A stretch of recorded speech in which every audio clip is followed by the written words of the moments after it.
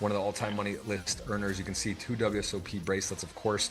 Right now, the World Series of Poker going on in Vegas. This is an insanely big prize pool today. We're going to look at that. Over 1.6 million going to first place as we will preview who is at that final table today. We'll look at the pay jumps. We'll look at the history of what's going on, and we'll take a look, of course, first at a winning hand from last week as we see Mr. Benjamin Raleigh, someone you know very well, who's been playing high stakes for a long time, has a poker course similar to yourself.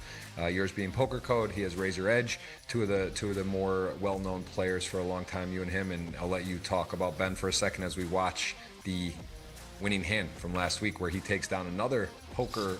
We could call that a legend. I mean, I don't like throwing that word around. Nicholas Ostet versus Benjamin here. Pretty epic final table. He did get it in good. King Queen to Queen 8. What is anything you got to say about Ben? And he seems to be on a heater right now. Yeah, I mean, I didn't follow too closely how he's been doing, but I saw a few big cashes, and I mean, online, of course, you can play lots of buy-ins, so the swings can be big. But yeah, he's I think a similar old school, same era than me. We started around the same time, and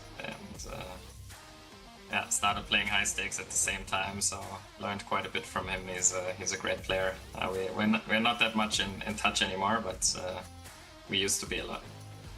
Nice. Well, again, nice win for Ben, getting another title. The most prestigious tournament in the world, I would say, weekly, pretty much hands down. Did do that once again, and he's been a guest on here at least 5 times, if not 6, excuse me. So congrats to Ben, and let's go ahead and take a look at the all-time leaderboard right now. And we do have a treat with Juan Pardo Dominguez, a nice clean 8 million in GGMillion earnings. That's just in this tournament. That's not on GG.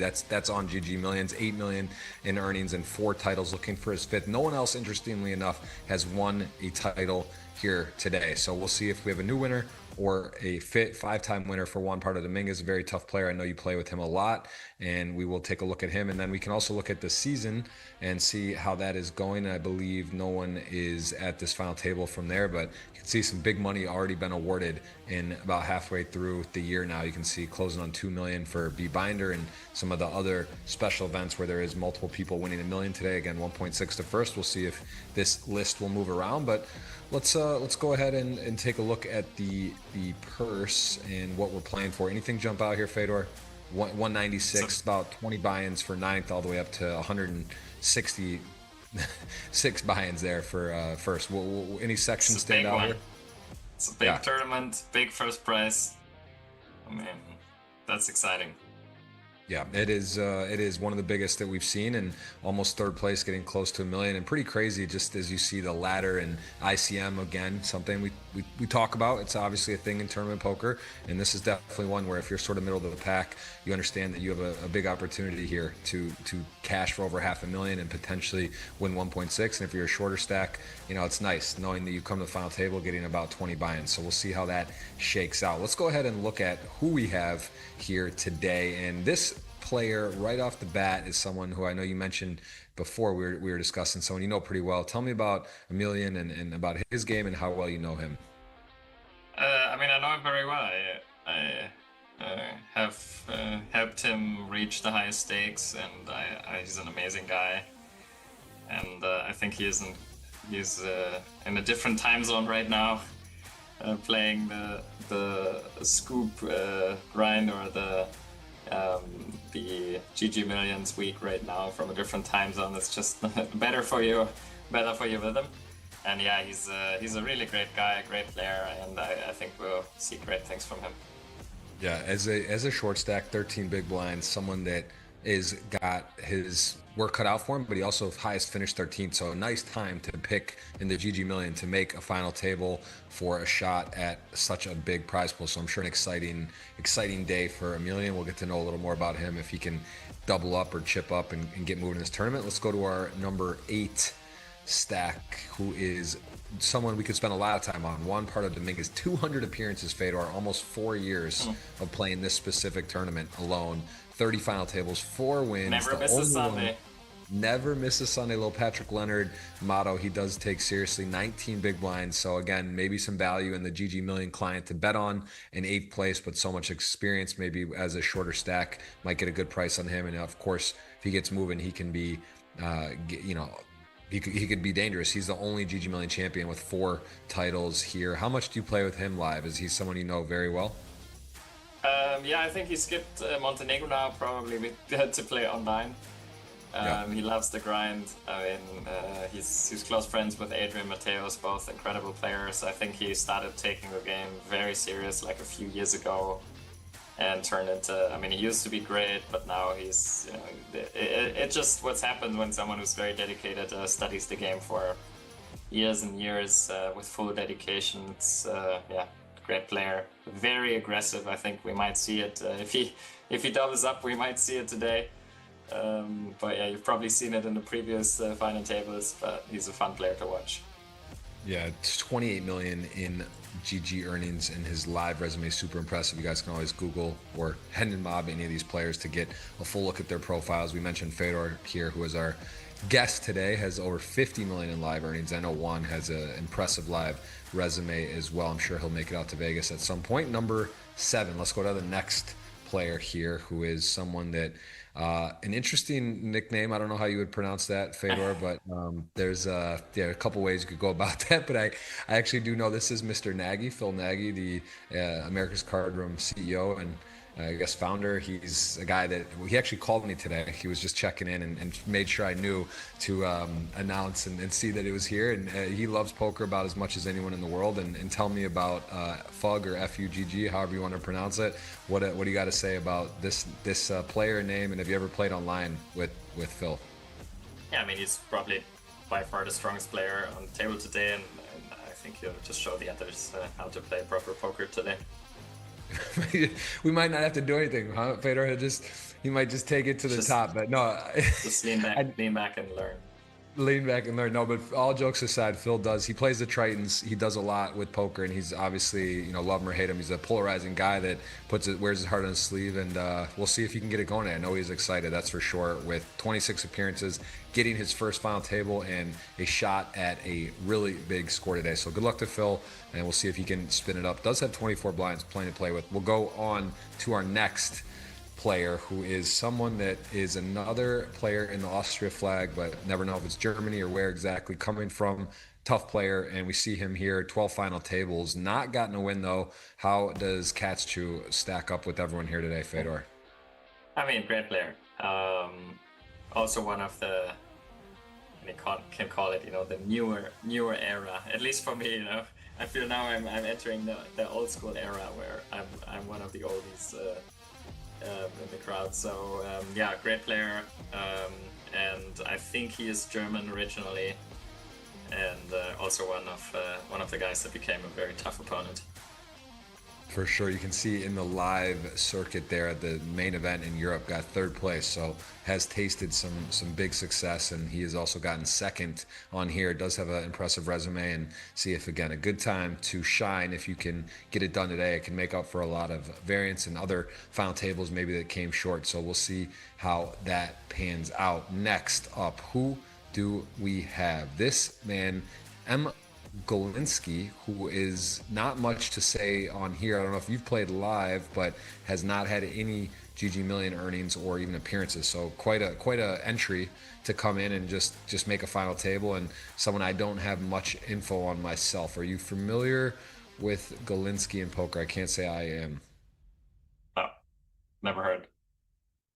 Not heard of. Okay, so this is again, wild card, let's call it. Someone that we are gonna see what they can do, and sometimes that is a bit difficult to play against, or also fun, and we don't know if they're casual player or maybe just playing a little bit higher than their normal bankroll today. So we will get to see what Golinsky has to offer for us today as we do go to our next player, and it is someone from Argentina, Ilya Streltsov, who is 5-time appearance, 1.1 million in earnings on GG, and any live experience with this player from Argentina?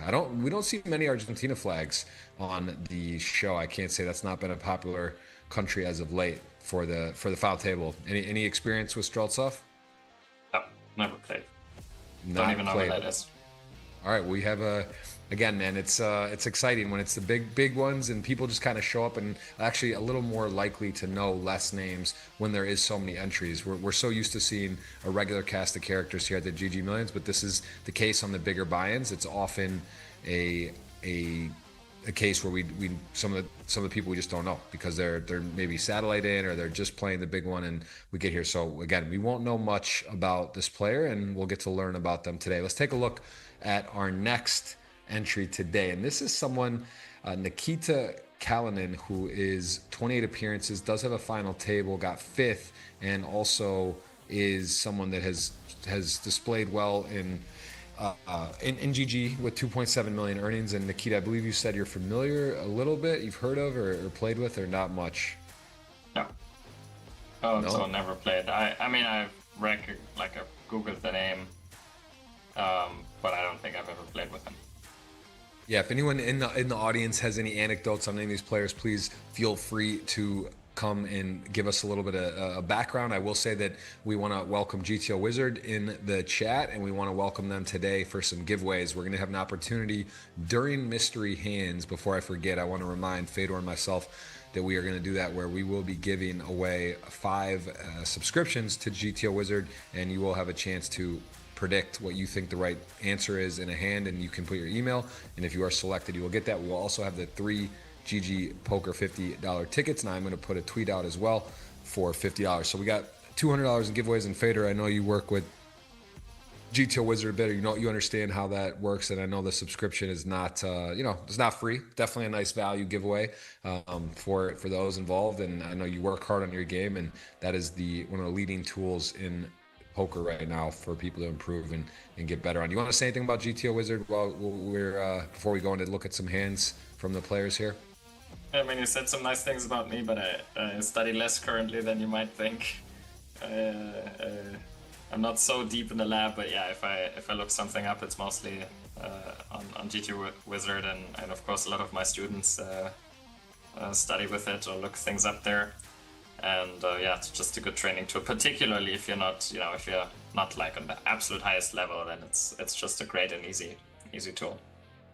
Very cool. Well, there you heard it. That is what we have today. So we're going to add those giveaways to everyone. But let's take a look now at Nikita Kalinin in a hand from Sunday. You can see the blinds are big, 11.6 million stack, and FUGG there under the gun is going to be our first acting, and one of the shorter stacks at the moment going to fold. As again, because so many entries, the chip stacks are huge, the blinds are big, way more chips. 11 million is about, I think, usually around 20 million chips in play, and we can see here at the table alone, as we're not at the final table, there's so many chips already in play as it folds to the button, and we see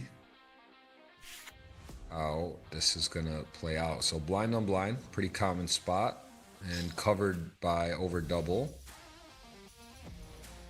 Gonna limp in 7-4 suited. Fedor, are you happy to check it back or want to shoot this up? Yeah, I feel you want to be a little bit weaker. I think raise folding this is not amazing, so I think checking is the play.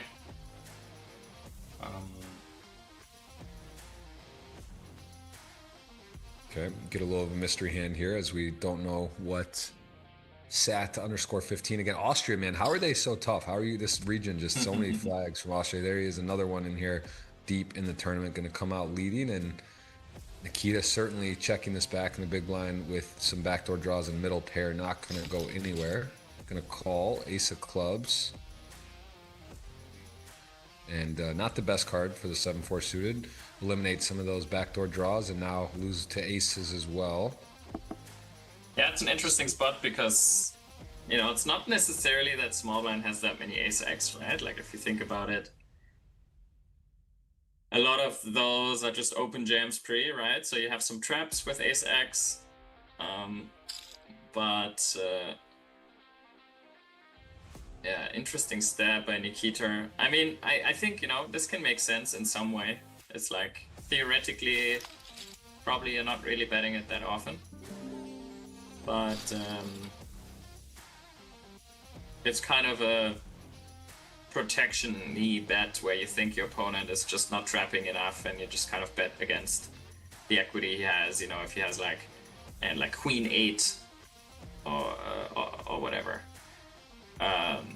The thing though is kind of he often, if he has air, it's also kind of often just one overcard, for example, could be like Jack 5 suited or whatever. And against that, you don't have to protect that much. So yeah, it's like kind of a whatever bet. Yeah, makes sense. It seems like all the reasons you mentioned are good. He does take it down, does get up to 13 million, and again, third place in this tournament today. We're going to see a winner. No deal making available. Let's go to our second stack, the second biggest stack today, and if I persist is there. And we saw recently got a final table and not a ton of action on the GGMillion side, but just did take sixth place not long ago. Let's go ahead and see a hand from Sunday, how this went down. And again, a little earlier stage, the blind 70 140 full table here. It was an eight-handed Jack 6 suited. Looks like we'll get to see another big blind hand. Holds to your friend. Emilian on the button. A little less than a little more than half. Okay, another blind on blind Fedor. Something it's one of the widest ranges in poker. Get to see the most creativity and sort of, I think, Tough most spots. street poker. Yeah, tough spots. Jack 6 suited, getting raised. Gonna go ahead and is covered here. So does call, and wow, that's spicy. Top pair. That's a flop. Yeah, that is a flop. Top pair is weak. Top pair and a flush draw to boot. So pretty nice start. Yeah. Okay, see the half pot. You kind of like it. Yeah. Now I hope he doesn't raise. Okay, call. 7 clubs does not improve. Brings the backdoor flush draw. 2.2 in the middle. You still have top pair. It's a weak top pair. And you have the small blind who is chip leading the table. Likely the tournament. I think that might actually be our... That is the chip leader. Yeah, chip leader. Yeah. So this is, again, earlier stages, but does end up look like kind of going not wire to wire, but at least for a stretch going to be chip leader here and chip leader there, and going to bet again. And if I this is the dream spot where, you know, the river is 5 of spades, and then you're going to sit there and he goes all in, and you're not loving life, but 7 of hearts. All right, well, I mean, yeah, a lot of stuff misses. You have the diamonds that miss, though, so that's not necessarily amazing, right? But at the end of the day, he puts you all in. You have top pair as played, and this is a huge equity spot. Yeah, it's just nothing you can do. You just call him, leave the tournament area if he has a better hand. Is there a chance they fold here? Because the chip leader, right? And at this point, he would be down to 5.8. Do we see somehow a fold in the spot? We wouldn't get to see the cards of the player, but it's interesting though, right? If he does call, okay, so we do get to see it, and we do see the chip leader going for it, and still left with 6.3. We're gonna get to see a hand from another hand from the chip leader then, and you can never fold, really, right? What type of, for you to fold here, what would it take? Would it just take like a soul read, just no players, never bluffing? Like, what would you, for you to fold Jack 6 in this moment, when would you do that, if ever? I mean, I think the main thing is if you have someone where the easiest way to deduct this is if you have someone where you think they never raise a weak hand pre-flop, right? Like, then already the spot gets much easier. If you think your opponent is like literally only on the value range, right? Like 7s plus ace 10 plus king queen or something like this, or king jack, you know? Then already is like, then you can reduce his bluffs to like, maybe he bluffs king queen, or maybe he bluffs ace queen or ace king. But often they play these hands different. So then against someone like this, where you just feel like, okay, that player is just too value heavy, too tight in these spots, you can consider folding. But it's just a spot where if you have top pair, you're just, you know, there's so much stuff that's missing, right? Like, even a 10 is, I mean, a 10 is already much worse than a jack here. And even a 10, sometimes you have to call. So it's like, you know, you can quite easily, in spots like this, a top pair where everything breaks and you have lots of missed flush draws and king queen and queen 9 and, you know, 3x of clubs and 7x of diamonds. I mean, there's just a gazillion of different hands that you can have that you get to on the river that are not that great calls. I mean, now 7x of diamonds is trips, but I think you get the gist. So if you have top pair here, it's just a pretty good hand. Yeah, that's that is a very, very much so. I think you're right. You got to just kind of look it up and leave the tournament if it doesn't work out. But as it turned out, 12.8 million, huge stack. Look at the other stacks at this moment. That was a big pot and is going to put F5 persist in a good position here. Let's take a look though at the leader again. So I guess we'll get to see Dafanu, if we pronounce right, and is 4 appearances, 120K, GGMillion earnings 29,000, so only 1 cash, and 120 big blinds today. We got to see a hand there. Let's see, excuse me, another one. Let's get to see a second hand from this player who is your leader, playing for 1.6 million today. And wow, 23 million here. Almost. Wow. Yeah, I mean, has all the other players. He did some work in the meantime. Yeah, busy. We saw bluffing, willing to go for it. And now here, what is going to happen with the jacks on the button? And I mean, with these stacks, I guess that seems like there's not too much post-flop play here. Yeah. Well, I mean, I guess small blind is all in, and we reach the final table. I guess that's the. Yeah, this might have been the hand that sends us there. Maybe. No. Oh. Let's see. Million in the mix.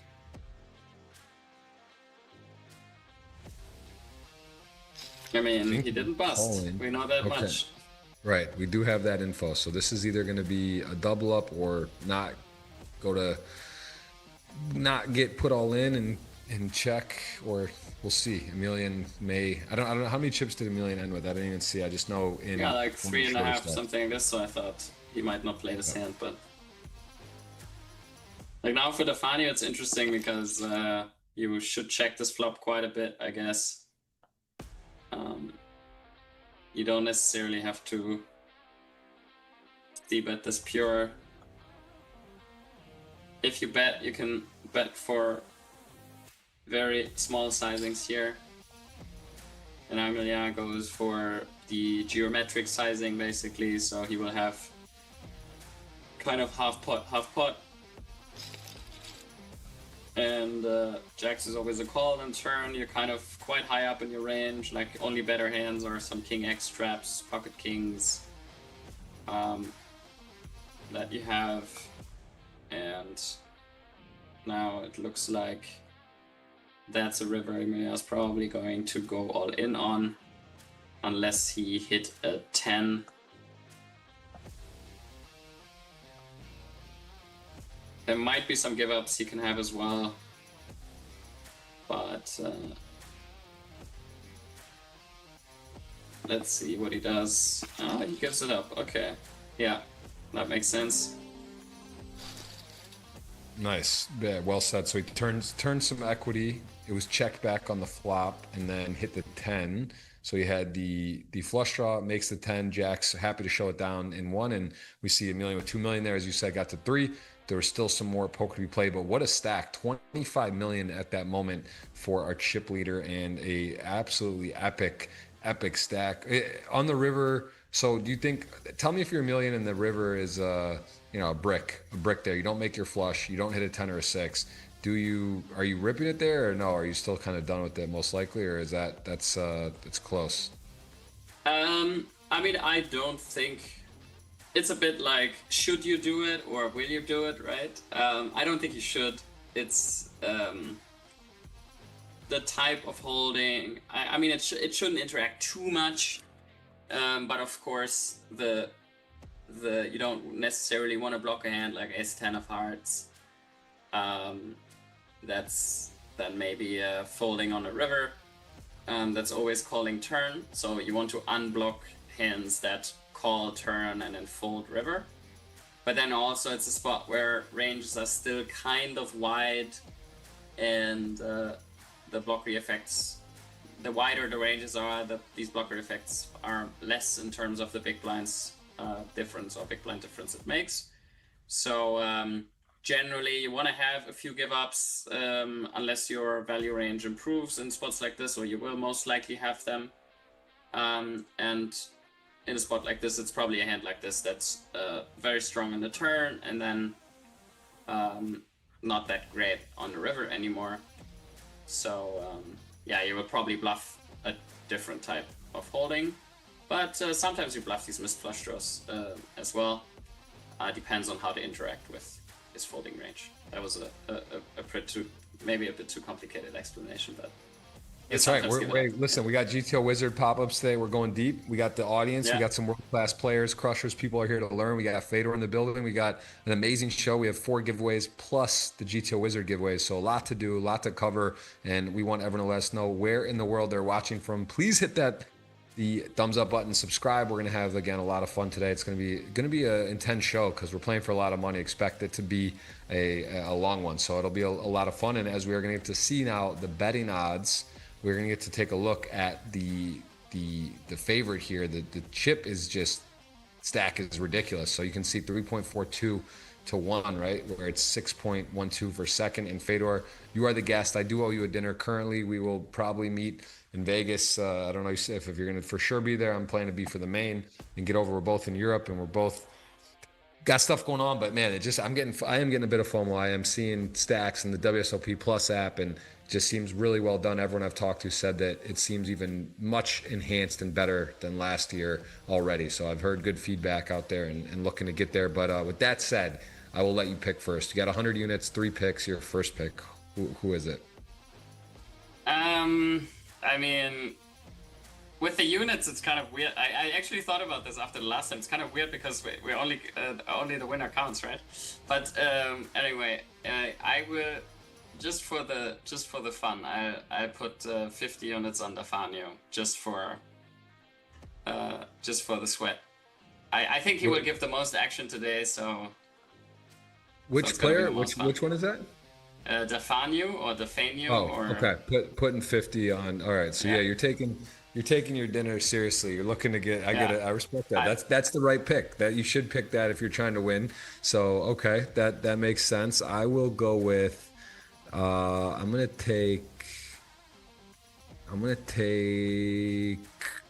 Juan Pardo Dominguez for 40. I'm gonna go for a long shot. I think he's got only what is it? Wow, is he priced at 10? Is that right? Yeah, it's crazy. It used to be 17, I think, and probably a ton of money came in, I guess. And now he's at 10. It's wild, yeah. That's crazy. He's a machine, but that is a strong price. Man, that makes me a little less excited about that. But yeah, I'll go. Yeah. That's a little disrespectful to Phil there too at 18 to 1 with more chips ahead of him. That's a crazy spread. All right, so I'll take Juan for 40. To make it fair, because I took the chip leader, I take Kachev for 35. All right, I'm gonna go 30 on if I persist, and then I'll have 30 left. Who's your last pick? I take 15 on Emilian, just for the sweats. Nice, for the sweats and your buddy. I'll go with Fug or FUGG, whichever one to pronounce it. My man Phil Nagy over there. For respect his first final table, loves the game. I know he's taking it serious and excited, and I know he's sweating it and watching right now. So shout out to Phil, and that'll be my final pick for 30, and see if he can hit a nice ROI. All right, well, our picks are in. Everyone at home, you are officially in on giveaways because we're gonna have 3 tickets for you for $50 for GG. I'll put the tweet out for 50. GTO Wizard also going to be selecting, I believe, 5 subscriptions. We'll have that up during the show as well. So Fedor, with that being said, we are going to take a very short break. I believe we'll take a 5-minute break, and then we will be diving into action, and we will not have breaks after that. So if you're at home, you're watching, don't go anywhere. If you need to use the restroom, that's okay. If you need to take a moment, it's okay, but stick with us. We're going to see a historic day here, and we're going to see some amazing action along with GTO Wizard pop-ups. So don't go anywhere, Fedor. See you in 5 minutes.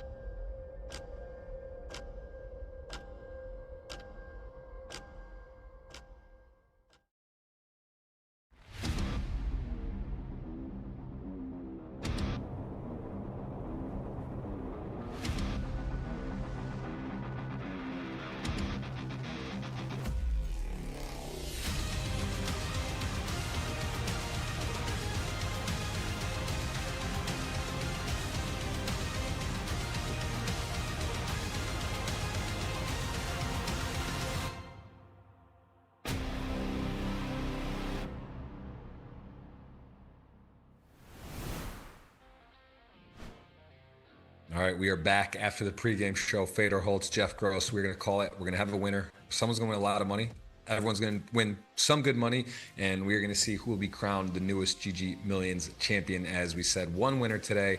Juan Pardo Dominguez has 4 titles. Everyone else has a chance at their first. And the best part to start of any tournament that we have seen is the seat shuffling. Fedor, you've played a lot of tournaments. You've done. This doesn't happen live almost ever, except for the GG Million Live edition that I know of. What are the strategies here? Anything you can do if you're shorter stacked? I mean, it's hard, right? Like, probably you wanna, like, the real strategy is probably you have to think about like where the people are sitting that are probably gonna swap into the seat that you swap into, which is like actually some really deep game theory if you like really work it out, I guess. So every time I'm thinking, because then it's like, okay, one, there's probably some GTO strategy of where to sit, but then B, there's like what will players probably do, which is kind of the exploitative route, and obviously that's the stuff that's more important in these type of settings. But yeah, it's like, I think that you want to increase the chance exploitatively as much as you can on being in position on Dafano. I think that would be my thought here on a final table like this. Well, if I persist, did take a 2 to the left, but we'll see Defani is going to be choosing now where to go. FUGG in the big blind is the same. Defani doesn't move. Interesting. I guess has position on a couple really good players and also just chose to not move. Is that was I would not have thought that. Is that strange to you, or what would be your reasoning you think with that? Just off a quick look. Yeah, I mean, maybe it just timed out. Like that's also something to take into account. It's like you have 10 seconds, you know, it's quick. Like maybe you're like, oh, okay, maybe he doesn't care that much. Could also be like, it's if you didn't have, you know, 10 of these final tables, it's not something you have thought about, you know, Right. a crazy amount yet. So sometimes Yeah. it's, Yeah, could also just be like, it's like choosing the sex of your baby or of something. Maybe you just want to have natural, right? You just like, look, I'm gonna get where I sat. Let's go to work. Let's see what happens. As it turns out, FUGG in the big blind there, or we'll say Fug. We'll mix it up. I'm not sure. Kind of again, Phil has his humor, and we see him here with King 6 off facing a raise versus your friend Emilian, who has jacks. wow, disciplined fold. Yeah, That's yeah. why he's the best. He said he's been reading the book Modern Theory of Poker by Michael Acevedo. He sent me a picture today. Wanted to give a shout out to that. I'll do that. So he says he's in the lab. He's in the book lab and working on his game, and he's got a big sweat today. Everyone here got a huge opportunity to see who will win 1.6+ million dollars as King 8 opens. And I gotta say, King That Jack has off. to be yeah. He's gonna play. I think he's gonna 3-bet. Yep. And yeah, that's what we see.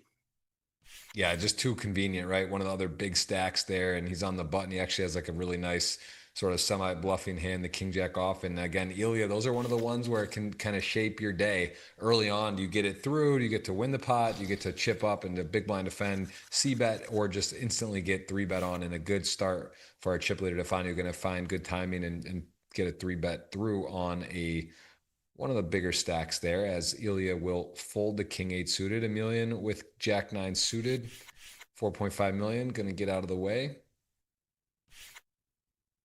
Oh, I'm surprised. No King 4 off open. I was maybe I misjudged. And yeah, it's a potential hand to open raise to 3x or so. He goes for a larger size, 3.5.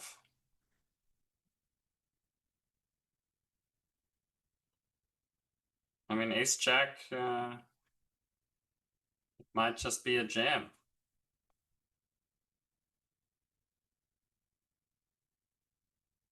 Yeah, M. Galinsky, knowing that there's a lot on the line here, several shorter stacks, but just as it's too convenient that this guy's raising, I have this good a hand and put it in there. Is that what you would go with ultimately, or what other options would you think of there?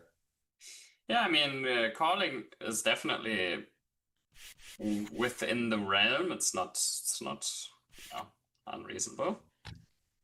Um, but yeah, I think jam is a very fine option. Again, it depends quite a bit, right? If you think he finds a lot of, if you think he's leaning towards maybe not finding enough weak hands to raise with, then of course the value of jam goes down a lot. Yeah, so it's a bit the moment I think that the small blind might not find some of these looser raises, then you want to lean more towards calling. All right, I just put the link for the $50 Twitter giveaway. That is in the chat. You guys can click that and hit the retweet plus guess the winner, $50 in cash, giving that away. It doesn't say in the wording, but I'm telling you here. So if you're watching, you have a good shot at that. And I will remind you several times, again, a lot of giveaways today. Ace deuce off a million. These ones are not fun, right? You got, again, if I persist, this is one of the ones you maybe could talk yourself that he's opening wide, but really the stakes are so high to make a player to raise or come. I don't like calling, and he does go all in. And wow, I think jam is fine. He's probably opening wide enough.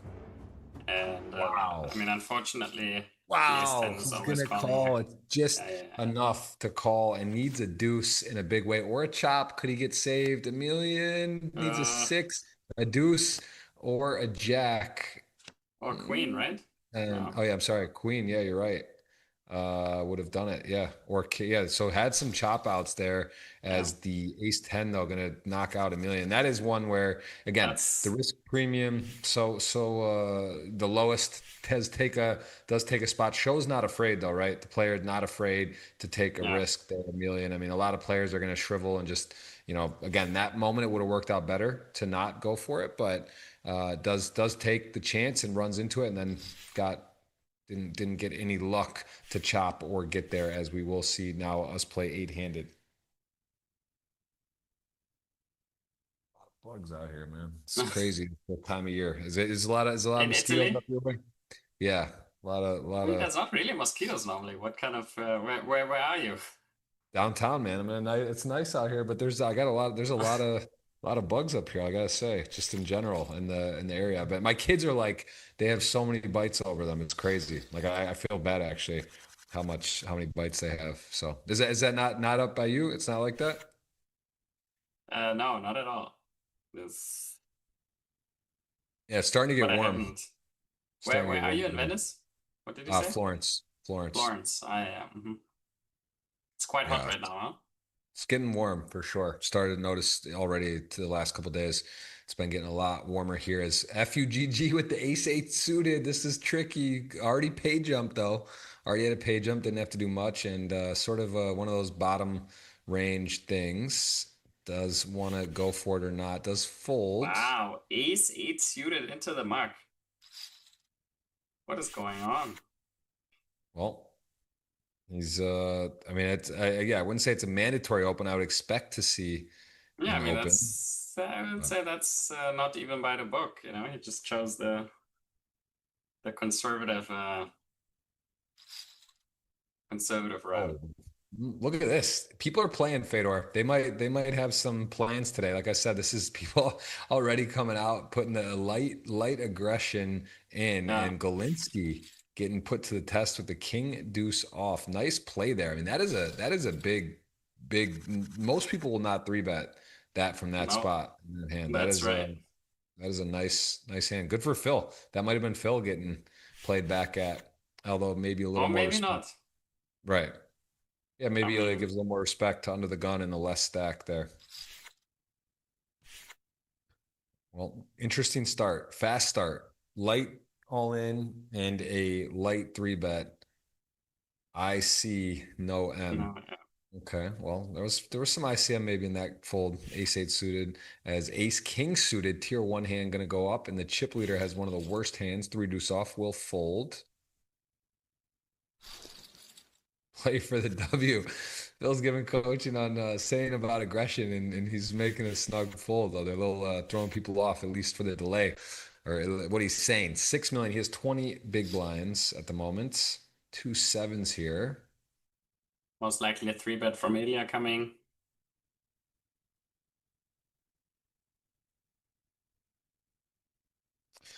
Yeah, if we saw the king deuce off, there's the ace 9 against a later position raise. He covers as well.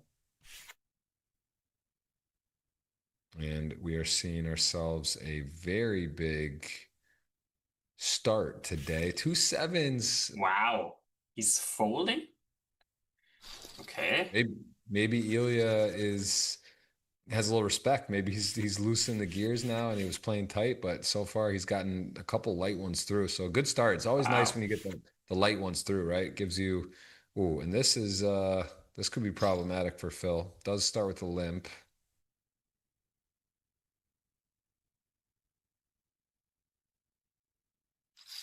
Yeah, the 2 9s going to make it 900. I mean, And he might just limp fold if he continues like this, yeah.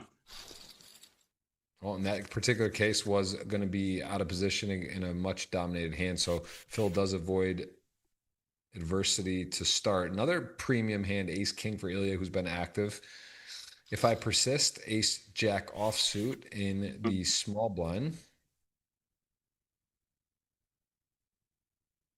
And I think there's about 1,100 runners. See a lot of familiar faces. Hope you guys are enjoying, guys, girls all over the world. We have a very international audience. Let us know where you're watching from. And the 3-bet will not work here. 2 big stacks too, right? This is like the second and fourth stack, or second and, yeah, basically 2 of the big stacks here tangoing.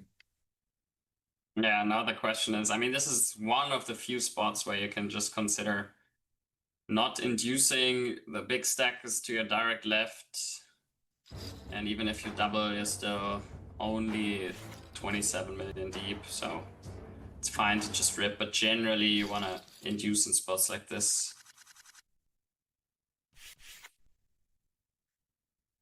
Well, no chances taken there, and ace jack got out of the way. So if I persist and Ilya about tied, Nikita 14 million, Dafanu has 36, and then we see a few very much shorter stacks. So a fast start, losing someone early there. A million. You say he's a young guy or young? You're young too, Fedor. You're 31, right? 30, 32, Yeah. 31. So it's all relative. But what's he like, a 21, 22-year-old? No. He's a bit younger than me, I think.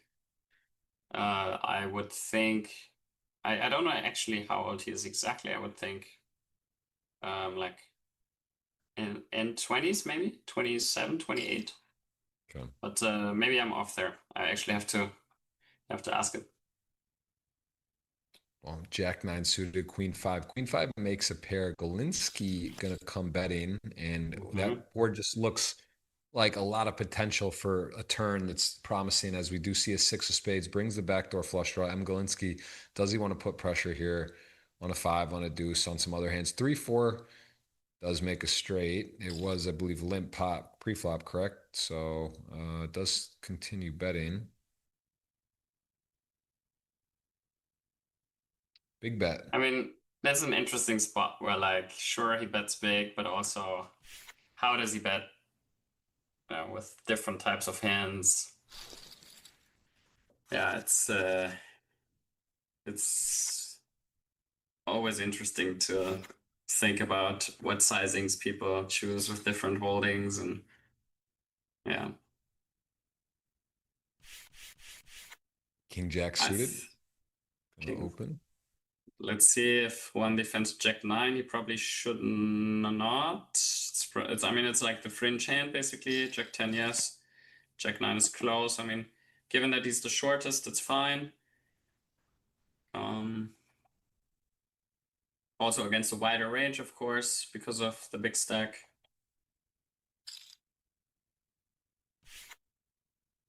And yeah, just a clear fold. Gonna just miss, as King Jack suited gets a very nice flop, had the best hand and now the best draw. And ace 6 suited gonna play. As chip leader, we're sure of that. And we do see a few playable hands behind, including a very nice hand on the button there. 2 kings, first massive pair.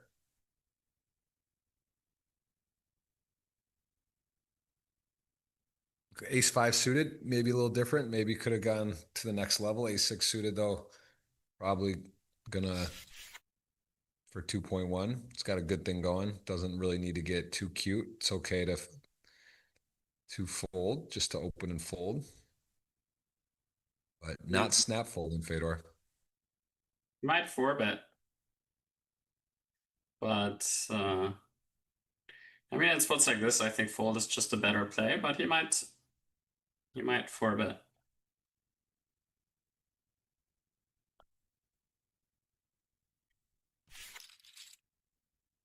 Oh, well found. Yep, makes a good decision there. Mm-hmm. King 10 suited, another playable hand. This time, a little less beautiful hands behind, as Ace 10 is the one other real contender in this hand.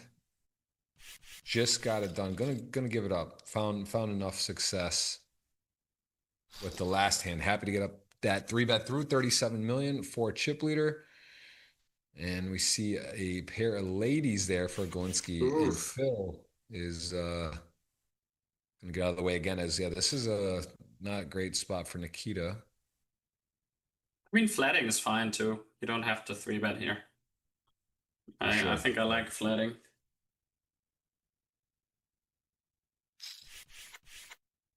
Yeah. Deuces get out of the way, and the big blind for even one blind gonna fold as queens hit top set. There's a flush draw. Yeah. Pawnee 900. Good to see a lot of familiar faces here.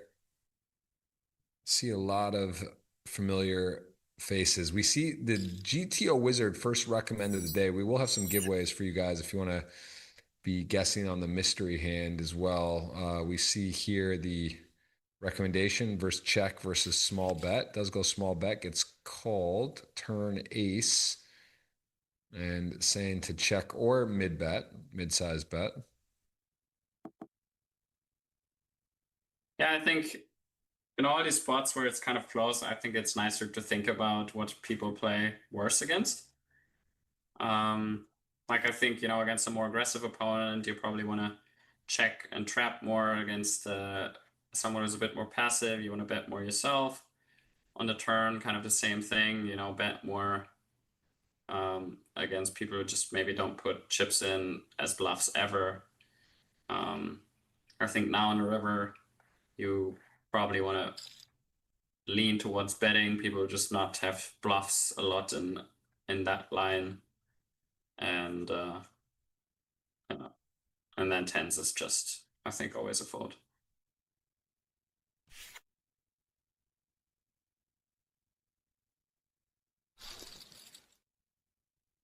All right, picks it up. Queens, hold, make top set.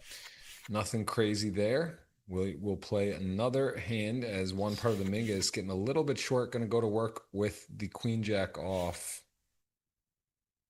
I think that's a nice spot to pick. I think Golinsky should have also thought about open raising. I'm not sure if he has seen the tight fold by Nagy already.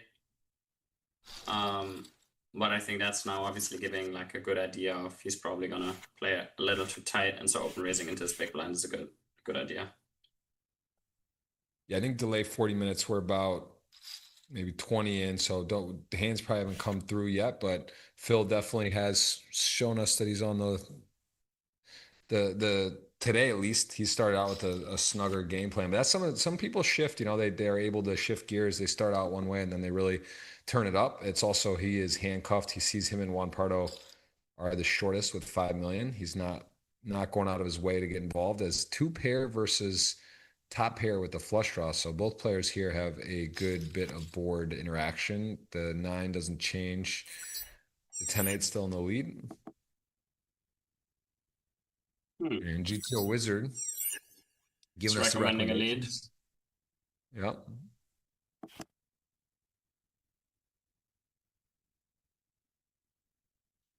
Yeah, I think this will just should just get to showdown, I think.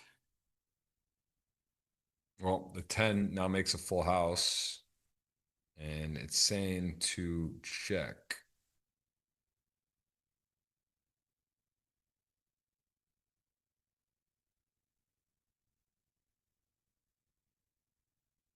Yeah, I mean the ace deuce going to be, I'm sure, happy to. Okay, so he does go ahead and bet. Interesting. And this is saying you just got to call.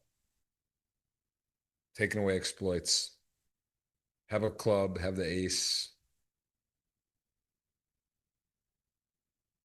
Yeah, the deuce is kind of fine too, right? Because it's basically never blocking a bluff, just blocking value. So it's kind of one of the best ace X to call, basically.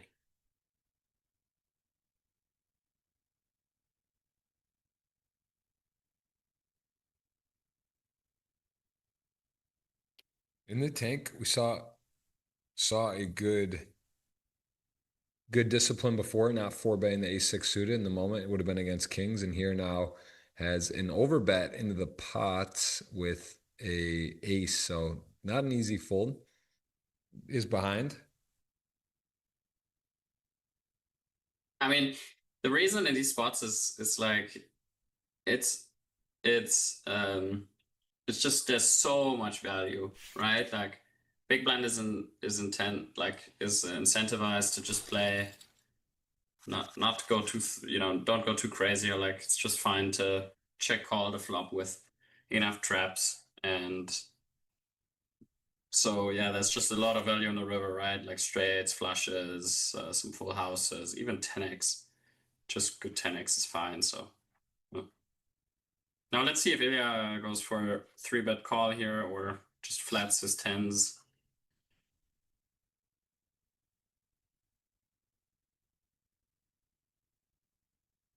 Yeah, I mean, 7 mil stack has it covered by over 2 to 1.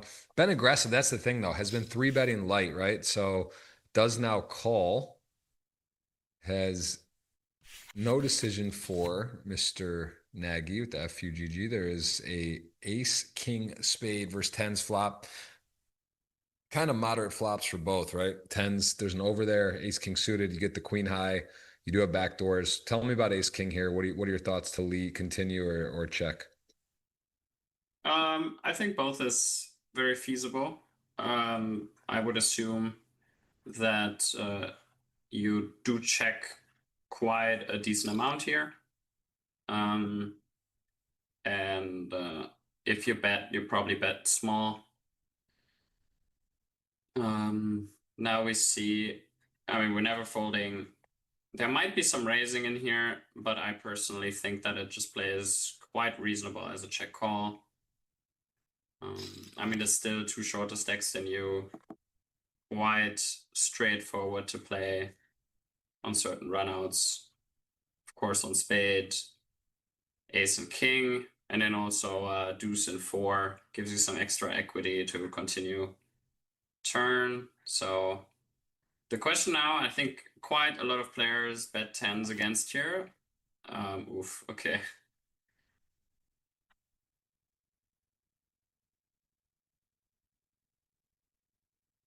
Well,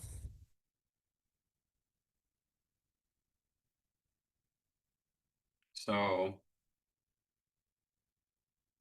I mean, as Alex, you're not gonna check call a crazy amount of ace highs here. So you definitely need to bluff some ace high against under pairs. So this wouldn't be crazy to turn into a bluff. Probably you probably have some ace jack suited as well, backdoor. But then, it gets kind of thin. There's not that much else. You maybe have some king jack suited that you're always bluffing. That we might check call with a backdoor flush draw on the flop against a small sizing. But yeah, so now we're here, and it's very reasonable to bluff this hand, but he got into the worst possible spot. So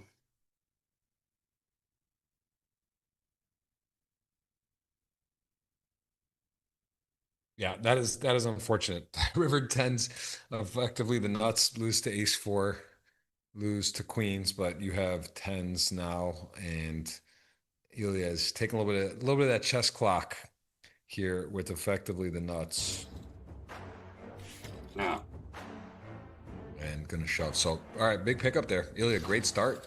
Argentina flag rocking up to 20 mil, 35 for Defanu, who gets ace king. And ooh, this could be trouble. Although Nikita in the big blind against the chip leader here, probably, would expect to just call. Yeah. Probably just call.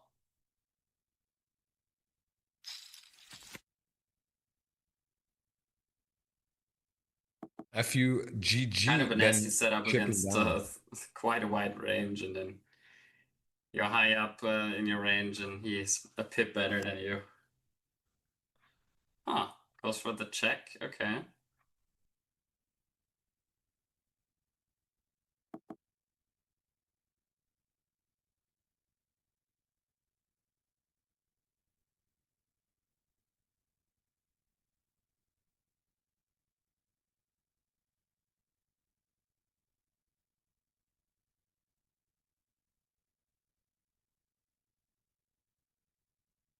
Well, 6 on the turn, so a bet now for ace king. Interesting. And ace queen is probably wondering what's going on. Doesn't have a club, doesn't have a 10. Definitely going to want to be calling here. Going to have the best hand in their mind often. And it's against the chip leader, though. A little trickier to play against, wide range. So it does check. And I think Defanu also going to be happy to check back now. What do you think of that turn bet and size? Yeah, I mean, it's targeted exactly against these type of hands. Ace queen, ace jack, ace 10, ace 8, king 10, check calling range basically on hands that have a gut shot and 2 overs or whatever. Yeah, it's kind of whatever, I think. Well, I can tell you what, Juan Pardo and Mr. Nagy are not off to a great start here. They have not really gotten any cards, and then we've seen Juan defend and have to fold. But Phil had maybe the ace-8 suited, the only hand you could argue that, to get involved with, he could have really played at this point. And ace-10, Nikita going to pass up as Defanu again with, man, these bugs, dude, it's crazy. I guess we left the window open, but I'm getting like bugs everywhere, man. Might impress you, Fedor, with the chopsticks. See if we can get pick one.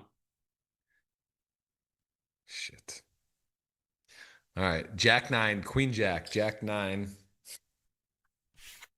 Jack 9 gonna win it. 38 mil, just cruising. Absolutely cruising right now. 38, 20 mil. We've seen another 18, 11, and 9, 10, man. This is still play though for the short stacks. They're not sub 10 blinds even. They still do have chips left. Ace 3 gonna be a pretty easy all in here. 6-8 off, not gonna call, so pick up for Cat's Chew. Anything out of the ordinary so far? I mean, we did see the King Deuce off 3-bet. The Ace Deuce jam, thought it was, definitely not crazy given the stack and the situation. Nothing too wild. Yeah, I think the King Deuce was definitely a bit out there. Okay, ace 10 going to work. Ace queen going to get to jam here. Let's see if Nikita calls. That's 10 blinds. Put 2 in. Nikita. We did see the ace 10 call earlier. Was dominating. This time would be reversed. Not loving it. Yeah, it does fold. Okay. Finds the fold. Finds the fold. 3 similar, all 3 stacks, 3 very short stacks right now. So, I mean, we're at 8-handed already, and these players are going to have to get the money in at some point. They're getting to a point where this is also frustrating. And I always wonder when you're this strong, but a hand that's not queens plus, jacks plus, like, is it just to be balanced, or do you want to induce there? Is that a mandatory shove by Defania, or could you maybe induce? With ace queen off? Yeah. I mean, you could raise, but it's generally what you see is you shove the offsuit hands that, you know, play a little worse post flop, and you induce more, you know, if you have ace jack suited, ace queen suited, ace 10 suited, stuff like this. You know, it just plays a bit better when he calls post flop. So it's a bit that split you see where the offsuit aces generally lean more towards all in, and the suited aces induce a bit more.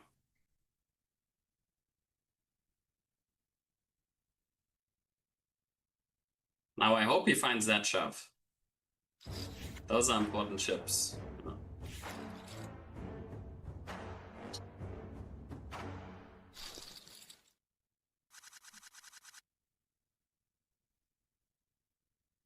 Yep. And played him fantastically. Going to get it again here. 2 5s with 5 million. Ace 10 now 1. Going to go ahead and open.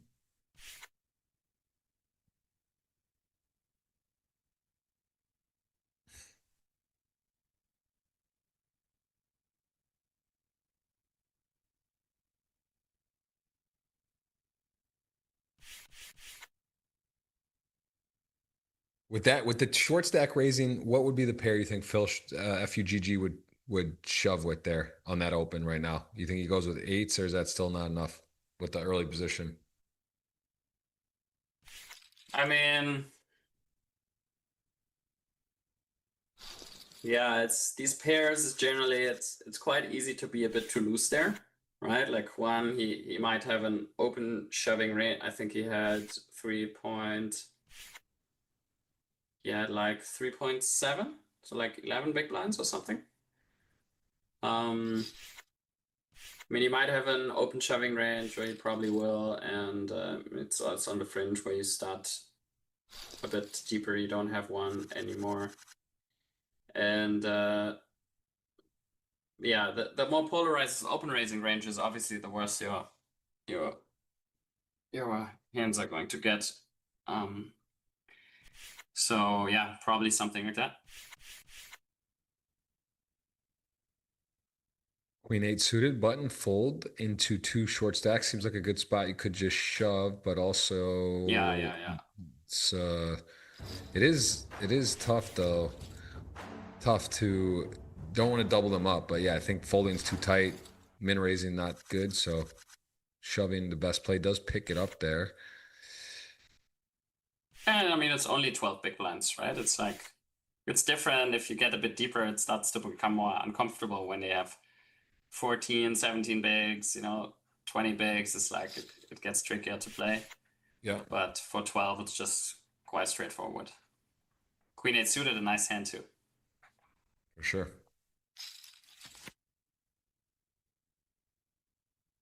7 8 out flops ace 10. I feel like Nikita's had ace 10 4 times already, and Yeah. a couple of one did fold to the all-in shove where it was close, and now here has gotten out flop. No player with the diamond. 8 high, 2 diamonds. Check, check. It's a flop to have a leading range for the big blind, I think, with that type of chip advantage. Yeah, now definitely very high stabbing frequency. And with that type of folding, the sizing feels a little too big, but it's yeah, it's okay. Got 2,000 watching right now. Appreciate you all hitting the thumbs up. Appreciate that. It's also part of the giveaway. We're going to have 3 $50 tickets for GG at the end. That is part of it. As we see the aces, tier 1, and this is a hand 7-5 suited, chip leading going to call, and wow, we could have some fireworks here. 7-5 has potential.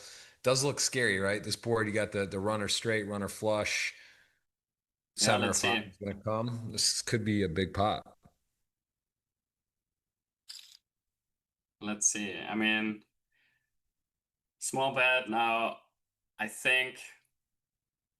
don't think he will go much into raising territory here. He might, you know, raise small, but I think check call is It's fine. One of Now, them. now leading is probably the play. It's what GTO Wizard says to bet mid-size all the time. Here we see a check or a bet large. So I actually recommend a Yeah. check about a third of the time. Board is pretty connected. It's against a big blind range. But if it is a bet, it's supposed to be large. Yeah, I mean, when people don't find the lead, I really like continuing to bet here. Because I think when they have value hands, they think more about the lead. So I think, you know, you very often have hands like 4-6, 7-6, you know, 3-5, something like that, that people don't really lead into you. And then against that, you just want to continue betting. And then now on river, of course, you're just I think it's actually a spot, you know, where you can bet weird sizing. Like it's in these spots where you can leave some chips over. It's maybe even the better player with your entire range, that you don't go all in, but that you bet like 5 million or whatever. Wow. Saying to call 92% of the time here. Yeah, I mean, it's a good hand, right? Like, Well, snaps it wow. off too. Wow. Yeah, there we go.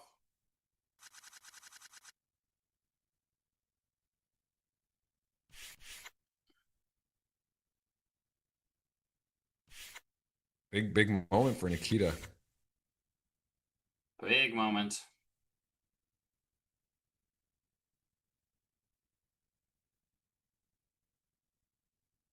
That is a huge shift. I mean, we're gonna make it a lot more, yeah, a lot more even now. All of a sudden, 27 million. Here he goes. Starts shoving on the big blind there. Takes it down. So 3 very short stacks. Now all of a sudden, several large stacks. 21 million, 20, 28, and 18. So we have 4 bigger stacks, 3 very small stacks, and then Galinsky with 10 million. And Queen 10 now.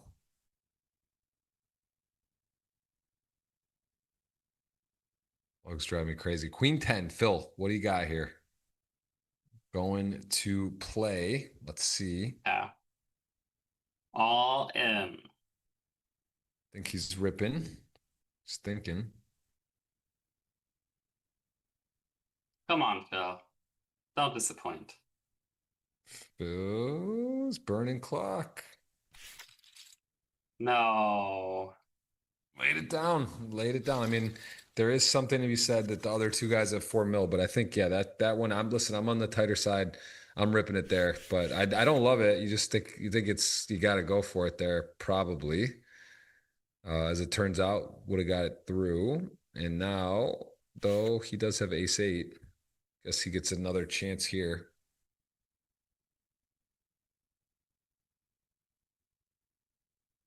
Queen 10 off, past ace 8 here. A lot of money in the middle. Going to pick up about what, 900K almost if to go all in. It's a huge, whoa. Wow. Okay, Phil chose the nitty path for tonight. That surprised me. I'll tell you what, Phil is not afraid either. Phil, we've seen him play high stakes cash. He plays in big buy-in tournaments. He's not afraid, but today he's in protect mode. And that one, which would you say is more mandatory out of those 2? Or which one do you like more? I mean, which is a more profitable spot?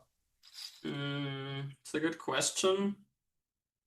They both feel pretty close, but shoves. I mean, I Like- think Queen 10 into the big blind is probably more profitable. Yeah, it makes a big But- difference too. Yeah, Just having one person that calls you. right. Yeah.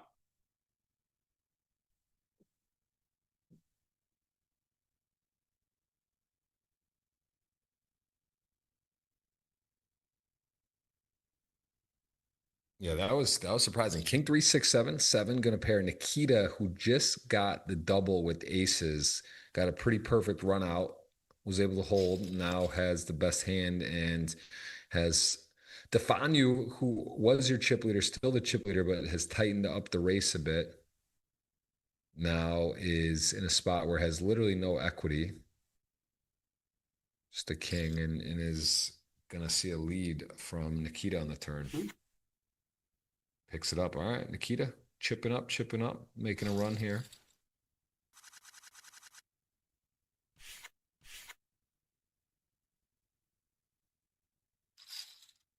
King 9 suited, gonna open, fill.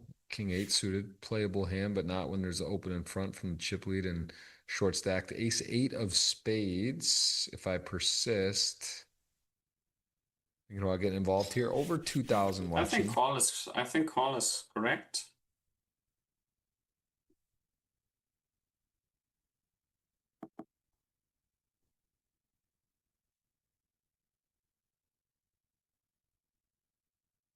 I think check fold with king 9 is fine. And with ace 8, we're also going to check behind. Now it's interesting with king 9. If we ever stab a turn,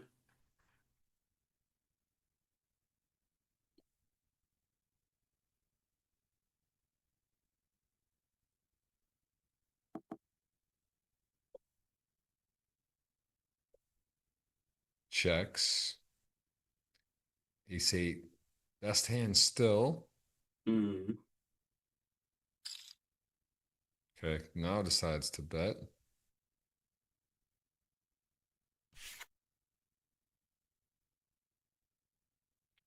All right, again, very short stacks. The short stacks have just not gotten it going here. And the ladies for Phil, there's a real hint. Know he's going to play that. Going to min raise.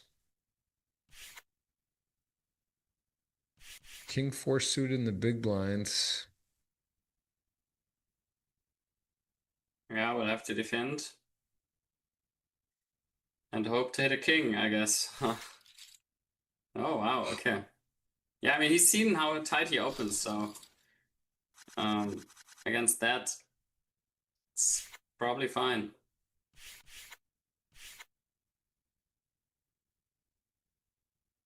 Hmm. 7-8 suited will open.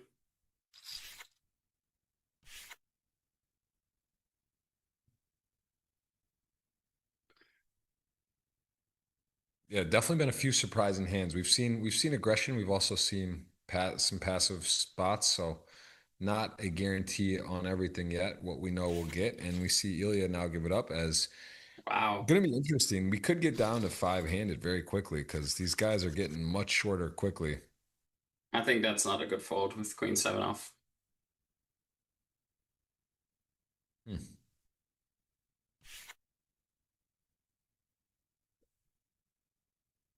I think that's where people misunderstand probably what it means. Is like it's not like you bust every hand when you defend 60 bigs deep or whatever. You can still see a flop, and then make decisions. Okay. So we choose the passive the passive path here.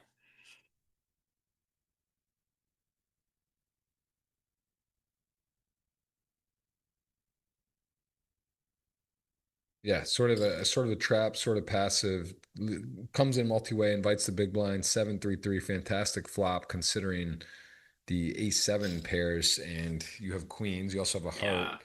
This is if you're going to draw it up, this is definitely a good way to do it. Good start. Flatting the small blind does look pretty strong though, weighted towards broadways or pairs. Queens being one of the better pairs, obviously, that you could have. But if I persist, may want to slow down. He also could just sort of set the price and bet here again. There is draws. He will check back. And now on the river, queen's pretty clear value bet, maybe bigger too, right? Want to look like maybe missed something or missed hearts or put a price up for a pair that may want to bet. It does check though. I'm a little surprised by that. Yeah, I think check's not good here. You won't see thin value bets. and you can't check raise for value, so it's just I think you gotta bet kind of big, and that's the play. Yep, was surprised by that. Also, Ilya is like interesting. Been aggressive multiple times with modest holdings.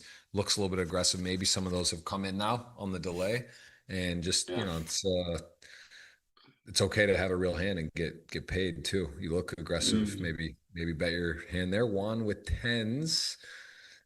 Super short blinds are up, so 200, 400K. What, 8 big blinds right now? Going to shove it in. Going to get it through.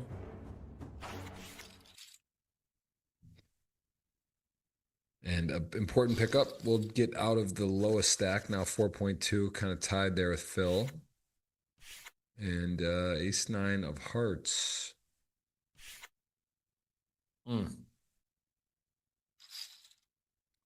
Yeah, we know Ilya is going to open. And Phil, who has passed on first in with spots with the ace nine suited, gotta believe.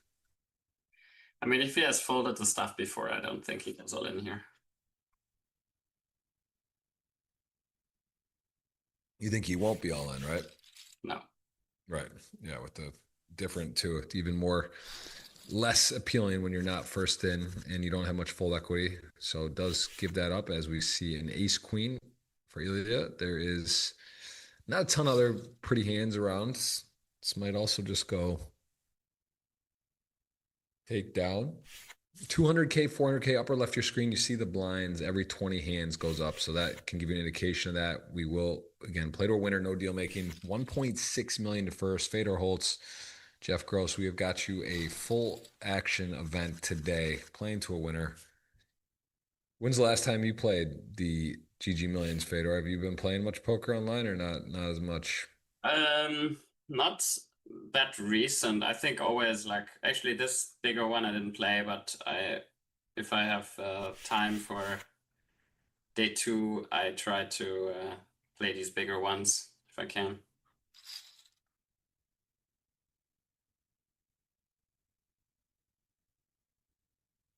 Ace 10 suited. Yeah, 20 bigs. I mean, you can reshove, you can flat, but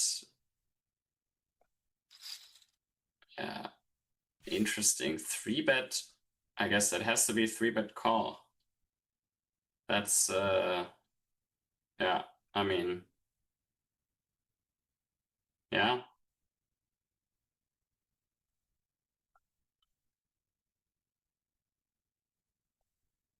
Yeah, I mean, loving it. Gonna click it. Ooh, very inviting. that is interesting. Now I'm curious what Nikita's doing. Yeah, okay, he just shoves it. Yeah. Well, this is not a flip, but kings to ace 10 suited. There is always that. There's a lot of stuff going on. 2 aces, doesn't matter. Needs the king now, king only, or we will see a pretty nasty double. Ooh, dramatic. What a run out that is. The ace flop, missed the flop, the turn in the river, the livers. Wow.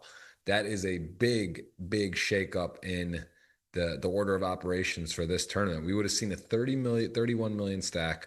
We would have lost the player, still had 3 stacks. Now we have 3 shorties, and it evens out things even more. 22, 26, 20, 17, 15, and then 3 stacks. So that was a really, really crazy spin. Painful for Phil. Really, really, really wild. Yeah, for the short stacks too. A nice pay jump too. How much are we talking there? It's a big one. What, 60,000? Like 80K, I think. I thought it said 255. 330 and 255. Right, we're going from 9 to 8. Right, the 9th place to 8th. Yeah, but oh, you're saying guaranteed, right? Yeah, so he would have gone out. It would have been that knockout, and then exactly at least guaranteed the next. So yeah, big moment there for everyone. That's a lot of minds. Yeah, these are going to only get crazier as we see a dramatic run out. What a moment there. Wow. Ace King gonna shove it in. Don't love that.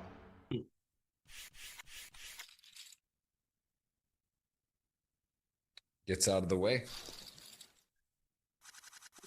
No Brazil at the final table. That's rare. We see the Austria. That is rare. Pretty standard Austria with 2 slots. Maybe was it 3? Even 3, right? A million also. So Yeah. we've ourselves a pretty international. Belinsky folding the 9-10 suited. It's also a tight fold. Yeah. And 4.3, don't let Juan get cooking. Don't let him get going. He is dangerous. He has been held under wraps, but there is a completely wide open, and I've seen Juan spin it up before. He is dangerous when he gets chips. Not much you can do when you're short like that. Kind of just have to go with the flow, but he is able to get it moving quickly here. As we see again, Phil, I'm a little again surprised, just not as MO to fold those spots.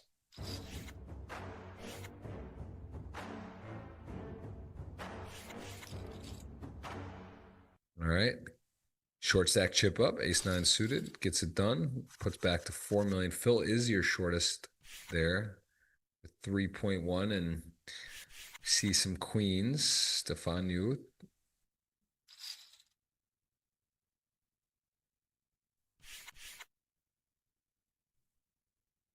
Buy-in is 10K. This is a tournament on Sundays, and a pause happens at the final table. We play it on Tuesday. I host along with a very special guest each week. This week is Fedor Holz with a 50 million lifetime earning. Pretty crazy. 31 years old. How you started playing at 8? When was it online? You played at 16 or 17? Yeah, online I really started playing 18. I mean, maybe a year before, you know. But yeah, 18, and then live poker also at 18. Crazy. Time flies. I can't be here. 30, man. I'm 38. It feels playing poker a long time myself. It's a great game. It's a wild to see the position the game is in today. Just with all these, you know, the guarantees in the software, the online, the live, the records being broken. It's thought we might have hit our peak in poker for a while. It seems like that's not the case. Yeah. It's there's the records being broken for sure.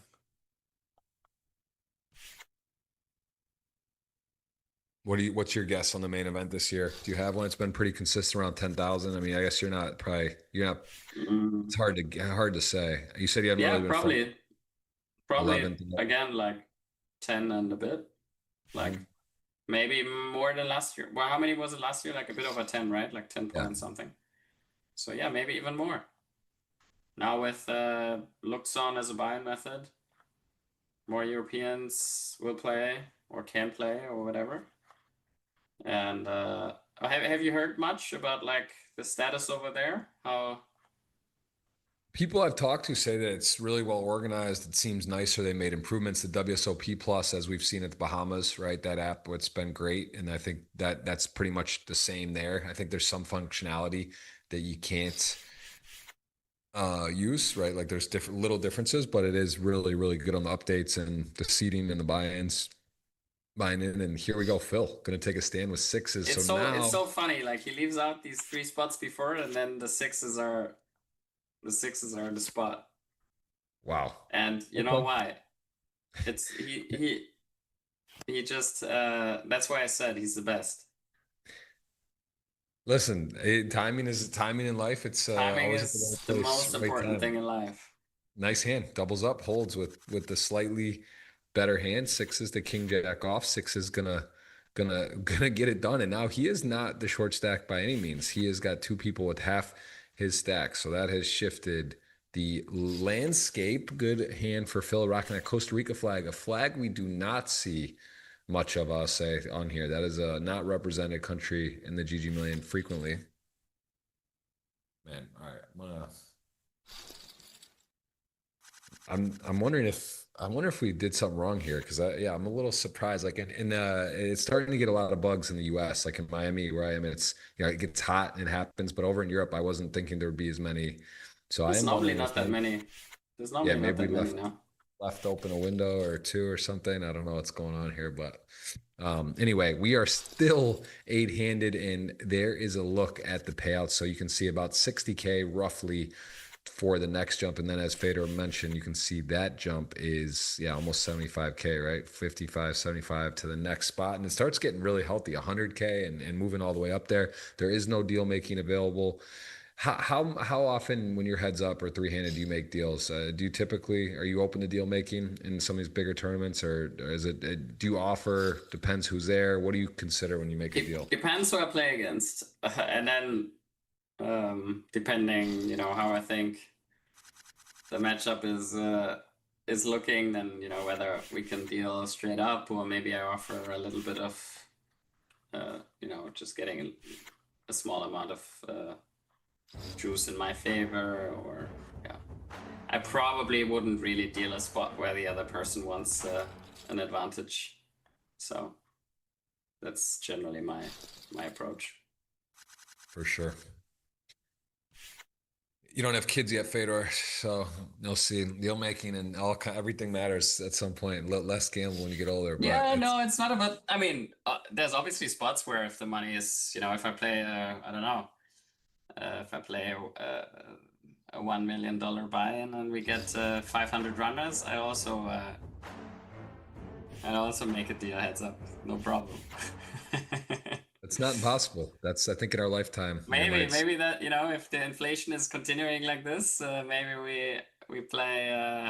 I mean, 10K buy-ins used to be, the big stuff. Now I feel like people, it's just 25K is a new 10K. It's just it's true. Money's changing. And I gotta say, Nikita has had a crazy amount of ace tens, and this time, I mean, look, it's like he doesn't want to call. He has to call this. It's suited. Yeah. It's just like you just think you got to, but he hates it, and he's right. But it sucks, right? It's like basically, it's like nine. It's like nines plus eights plus. I mean, second or shortest, like for sure nines plus ace jack or something like this. And it sucks. It's like, wow. Yeah. Wow. I mean, dodges it. Dodges a bad matchup at least. We did see before though, the ace 10 got in suited versus kings, almost got that done. Again, the ace 10, that was for Nikita. Nikita might have ace 10 9 times. For sure 6. Yeah. Yeah, he's a magnet for the ace 10.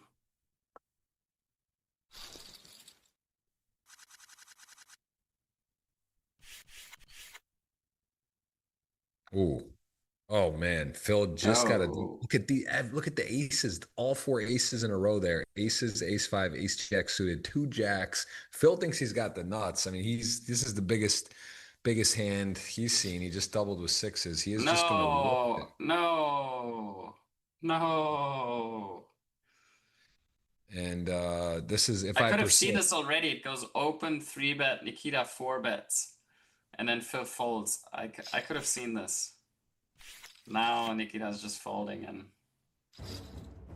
Wow, Phil's gonna get to see some bad news. There is no aces left, so if he were to hit a jack, he would be good. He needs some help. That is not it. He needs a jack or a jack only, or else Phil is gonna go out in the 8th place. Good game, Phil Nagy, everyone.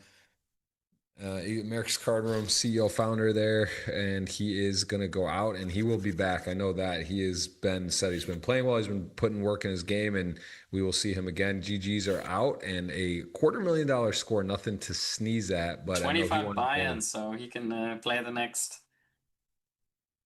few months or next 6 months. Loaded up and good feeling there, but yeah, good game to Phil, and we will see a continue on here 7-handed. And I'm pretty unlucky after doubling with 6s and having double the next shortest stacks. That was pretty nasty cooler, although I would have liked to see him open. You're right, there might have been even a way to get away from that, as crazy as that sounds, but yeah, pretty sick cooler cutoff button there. And we will continue on. Jack 10 suited here is going to go ahead and min raise.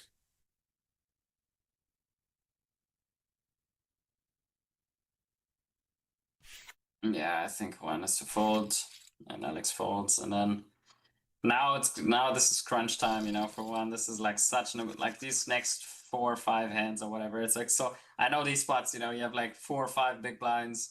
It's just so crazy now what kind of hands you're getting in the next 10-15 hands. Because, you know, either you're blinding down or, you know, you have a chance to double. It's like so big for these small blind spots, small stack spots. Yeah, it's there's an art to it. There's definitely an art. It's also a tremendous amount of luck when you get this short. You do leave it up to luck. In a lot of sense. There is some people that just play these stacks incredibly well though. Yeah. That And should be all. That should be enough. It kind of sucks to shove into the big blind. I mean, you know, it's good because you okay, snaps it. Yeah, I mean, you know, as a big stack, you kind of want to leave the short stacks alive, so it's kind of a two-edged sword.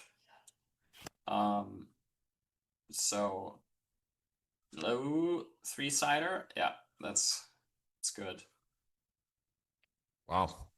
Okay, so the short stacks all Big. had some luck at one point or another, but the 5 million all of a sudden that no one has gone home other than Phil, who got 6 mil, got jacks and got some bad timing. Ace 9 off going to fold for Galinsky. And here we go. Here's 2 real hands. 10 blinds. Yeah, I mean, eights just go in and Ilya's supposed to call. And we have the next flip.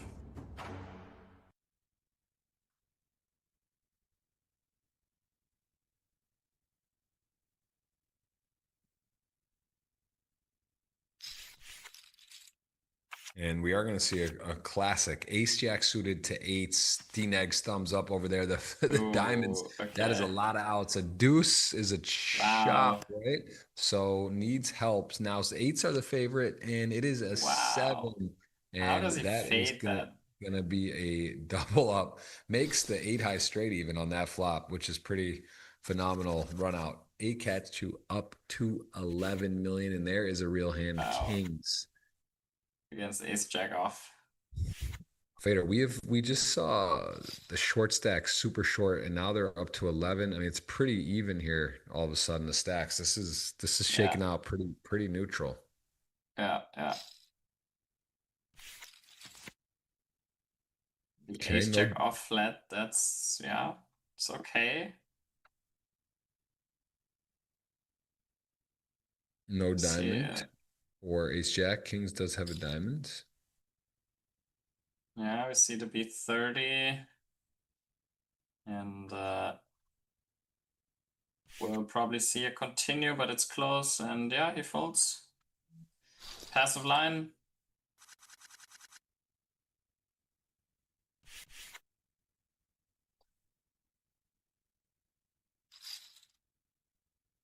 Ace 10, popular hand today.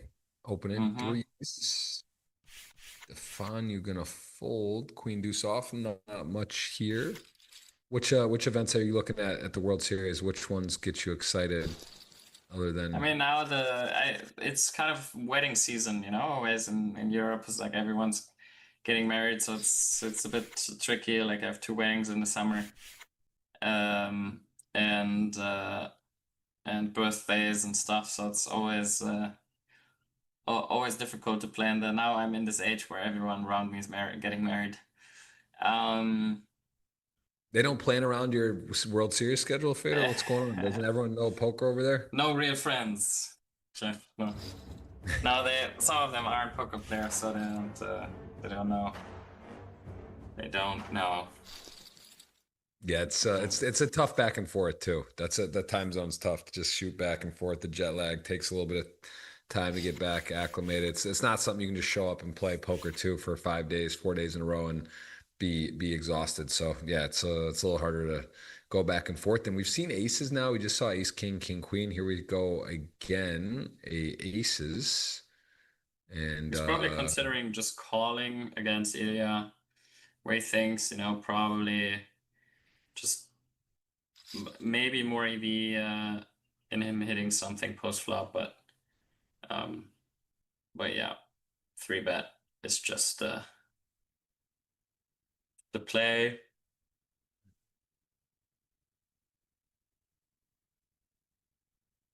This is going to be a long final table. Hallelujah. It looks that way. It didn't, but things change quickly. Although, wow, gets away. Yeah, okay, king queen out makes sense for that size.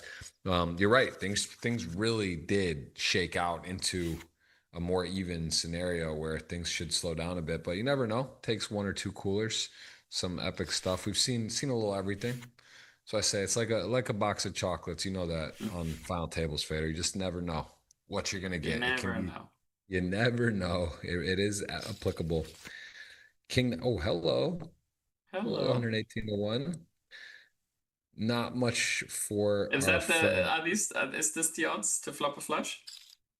I love when I give, yes, Fedor. Can someone Give clip me, that? Teaching Fedor things out here today. That is the odds. That is the odds. flopping a flush. 100, if you have two suited cards, it's 118 Yeah. and 1 to flop it. Yeah. Oh yeah. Did you I'm ever here all hustle day. someone with the you know, like laying 100 to 1? I don't know. Give I out. don't know how likely it is. Like, let's just do 100 to 1. I have not. Maybe you learned that move from Gaspandiari. I was going to take it out of your mouth. I already knew who you were saying. Yeah, no, I watched Antonio work. I swear to you, I knew you were saying that. I mean, of course, he's a magician. He is. The Laden thinks he's the expert at. That's a tough game. You don't want to play with him. But here we go. The Yeah. GTO wizard telling us to bet middle sizing with ace queen here, 92. And we see the check 8% recommendation only as we see a check now. King four, it's saying not to go for this here. And king high, I guess, could have some showdown. But Oh, I mean, I think he might go for a bluff here. Like, he seems like the player to me that might just, I mean, just try it, you know? it's And saying never fold, call, or raise. Interesting. it's tough to play against the machine. Yeah. I mean, he has to raise, right? Like, just has to raise. Against half pot is like, I think a human here. Wow, okay. Oh. Nice. Well played.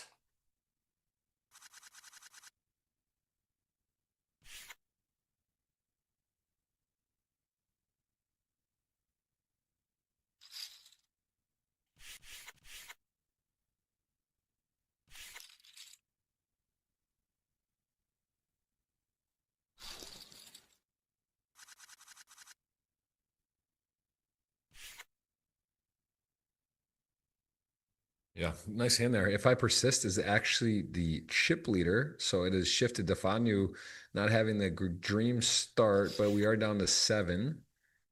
Juan's hung around and is chipping up as we speak. Almost about 7 million now. So again, yeah, this has been a big dramatic shift from what we saw. We could have been 5-handed with the short stacks gone, and now it's like wide open between 11 million and 26, 6 of the 7 players.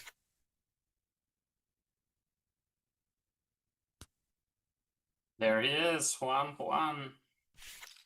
Pardo. Cooking. He's cooking with gas. He is cooking I mean, he right always now. is.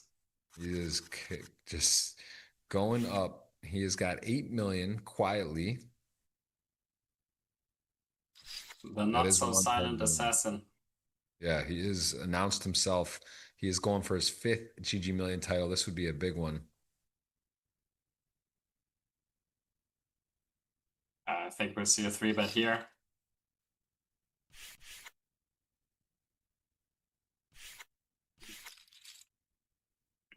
And a quick fold.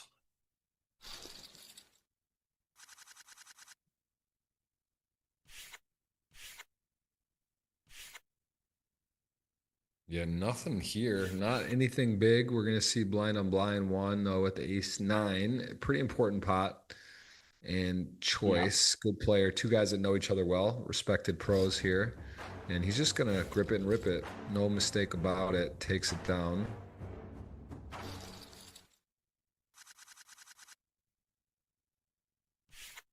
Yeah, Nikita is a male. Just has a female icon. If I said that, I misspoke. But good, appreciate it.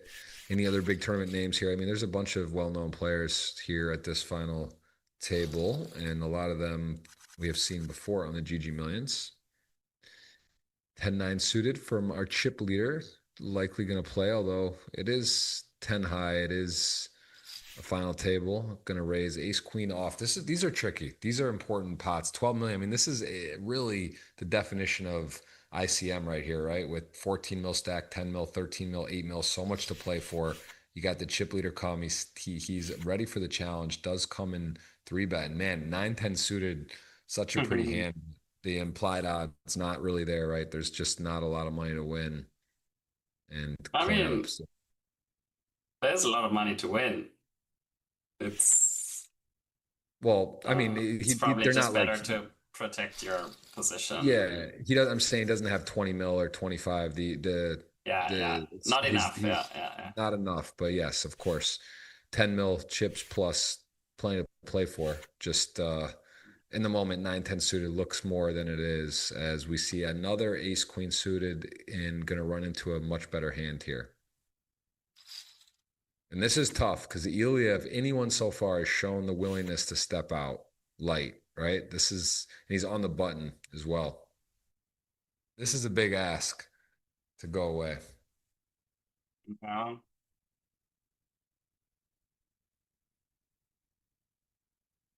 Tricky spot.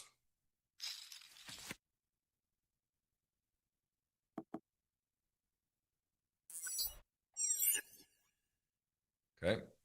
GTO Wizard saying start with a check. A lot of money in the middle. 7 million. SPR though, very low here, right? The stack to pot ratio, both players are talking about 1.5. Yeah, I think it's supposed to be checked down, I think.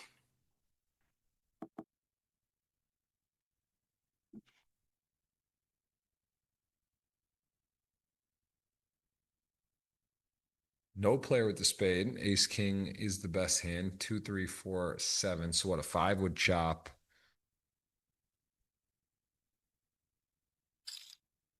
And Ace King gonna come on betting.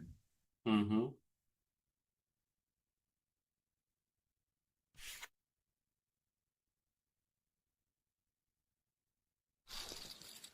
Okay. Picks it up. 17 mil. Nice pickup. Best hand wins. Another ace queen. 2 ace eights over here. And you're gonna take the initiative. I think we're gonna see a 3-bet. And now I'm curious if Golinsky shoves over 3-bet.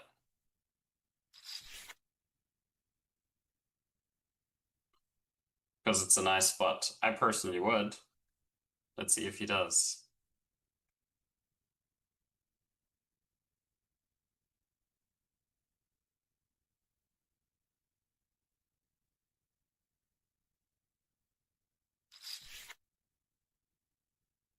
Yeah, that's a good sizing. You know, we can still fold if it goes shove, shove.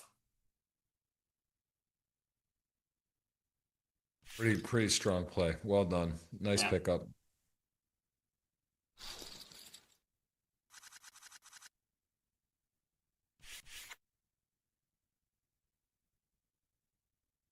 Yeah, so much skill in poker, but yet so much luck. Just a spot where, you get jacks and you run in on the cutoff versus aces, or where you get to just pick it up with jacks or an important time or some other players go out before you. So again, that's why it's such a great game, because there is that mix of skill and luck. And here, jacks getting put to the test by Galinsky with king queen off. Nice 3-bet bluff candidate hand.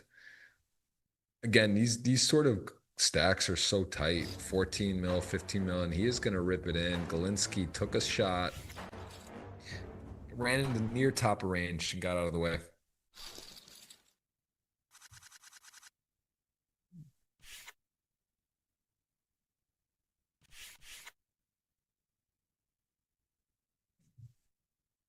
Now Too with far. the shorter big blind, I mean, might just be an open jam.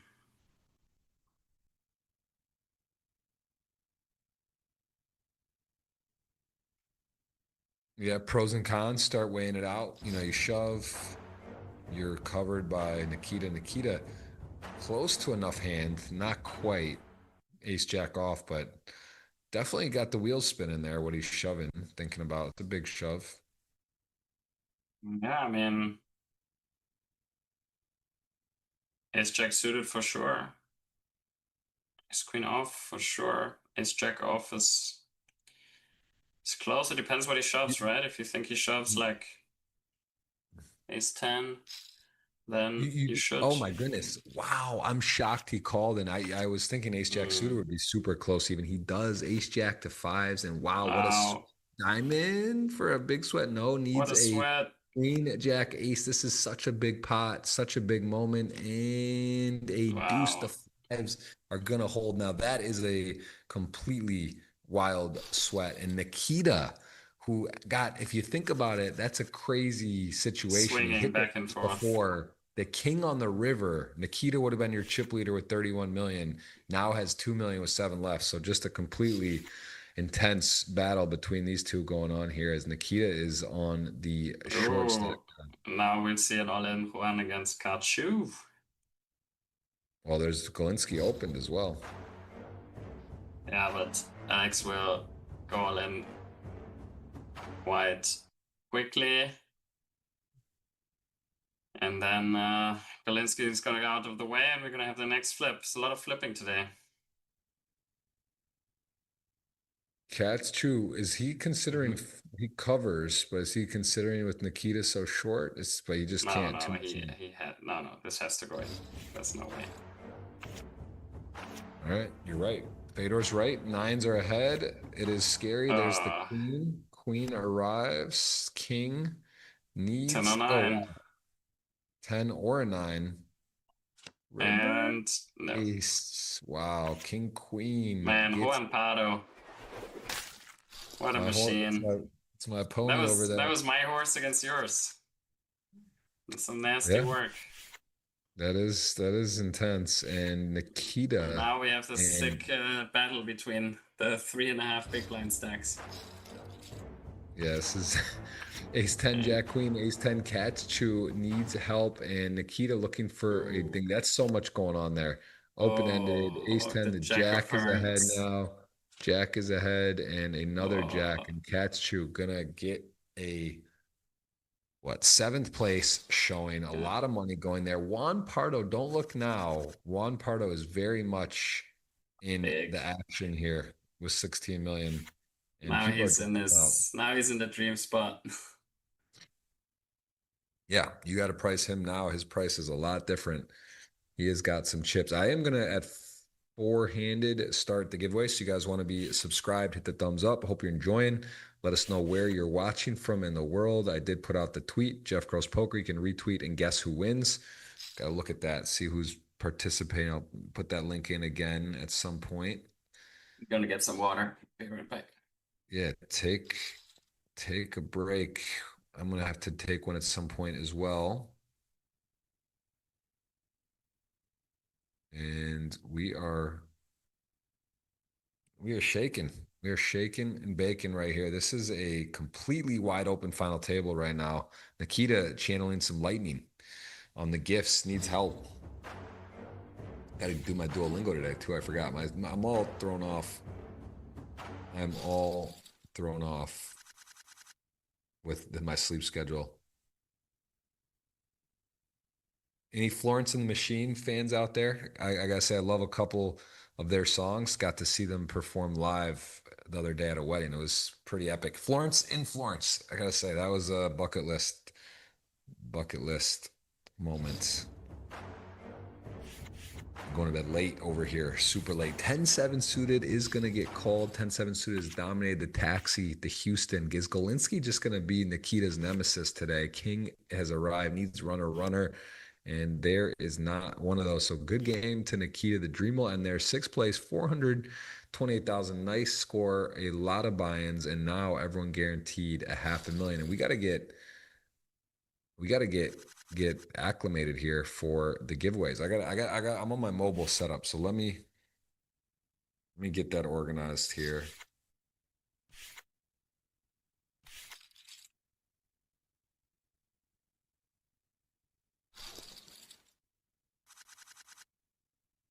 And mystery hand, why don't you guys be ready? Guess what the whole cards that are covered are. We will give away 5 GTO Wizard subscriptions. So put your email for that, and that is going to be offered to you guys.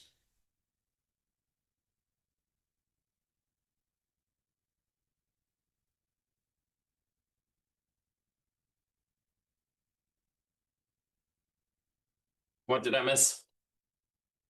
We saw a 10-7 suited shove, and we saw King 10 call. Galinsky had Nikita's number today, knocked him out, and now we are down to 5. At 4, we'll start the first giveaway. So I was saying, did see a knockout. Things are moving fast, Fedor, but now there's a lot of play. That's the thing. It's 5-handed, but everyone's got good stacks. It's not. Yeah, it's just going fast. Fedor, are you a Florence and the Machine fan? Are you familiar with that? Yes. So Yeah. so that I gotta say I got pretty fortunate because I am too, and got to see them perform live at a wedding the other day here in Italy. Florence Wow. in front row was like right there. It was pretty epic, man. I gotta say that was Wow. like, yeah, really cool. Great group. Whose wedding was it? Is a buddy of mine and his sister, who I've been friends with a long time as well. So not no one in poker, no one. I don't think you would know, but it was beautiful. 3 days, and there was an Indian part as well. Section like one of the days was Indian themed because the groom has an Indian background. It was really nice, really fun. But that's what my sleep schedule is crazy right now. Like I'm on jet lag. I've been up late here. We got the kids running around. I'm got to help me out, talk me through it here today, man. I'm struggling a I'll little do bit. my I'll be best. honest. I am tired, And but I needed a enjoying it. little. Yeah, I I'm needed a enjoying little it. late night snack, but I'm here to help you out. I think we What's have a night ahead of us. um yeah, this could definitely be a while. What time do you usually go to bed and when you're in this schedule over here? Like 12 or so, so in Okay. like 2 hours normally. Not crazy. We got a mystery hand, and I do want to remind everyone if you guess the mystery cards, which I don't know why there's 2. I think that's an error. Okay, there you go. Guess Stefanu's hand, and if you do, guess with your GTO Wizard an email, and we will get you. There's gonna be some subscriptions given. So guess what you think the player has. So this is the first of the giveaways that we will do. You guys can guess what you think the Fanu's hand is here, as GTO Wizard is recommending to check mostly.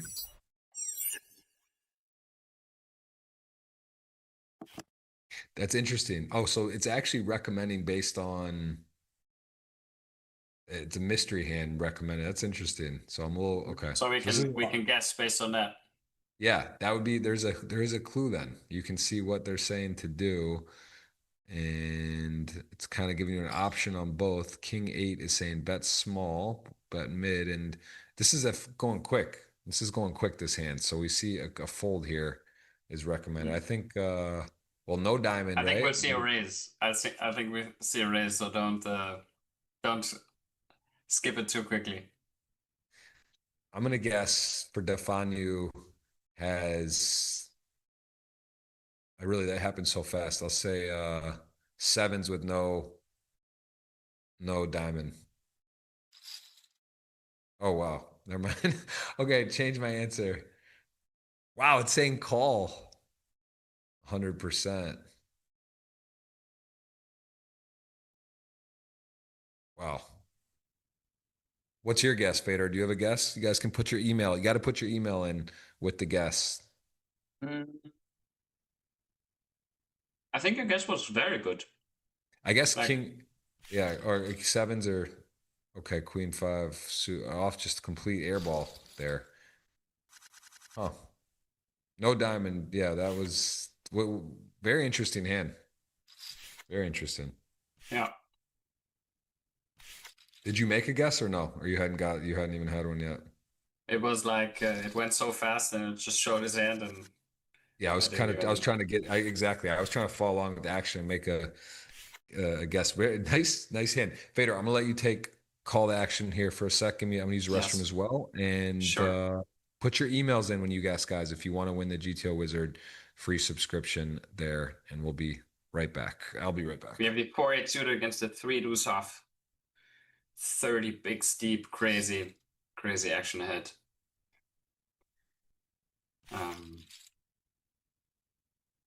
Limp fold. How weak.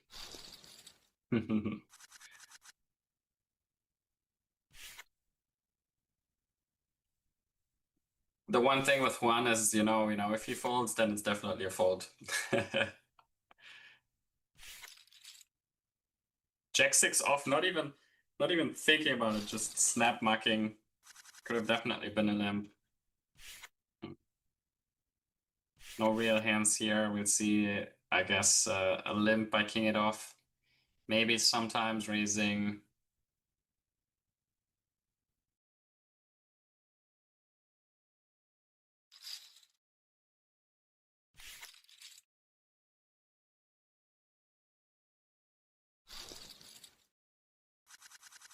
So to everyone watching, how are you guys doing tonight? Let me actually take a quick look into the chat. Okay, the chat is exploding with guesses, it looks like.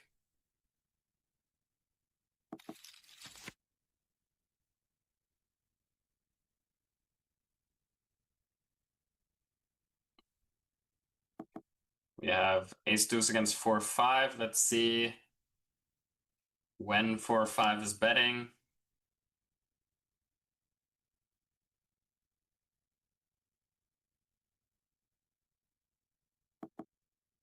I think the turn is a point we can start bluffing.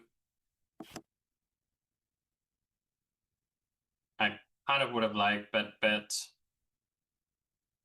quite a lot of hands like ace highs or king highs that just check and that we can fold out. Now interesting, a value bet by ace high, reasonable.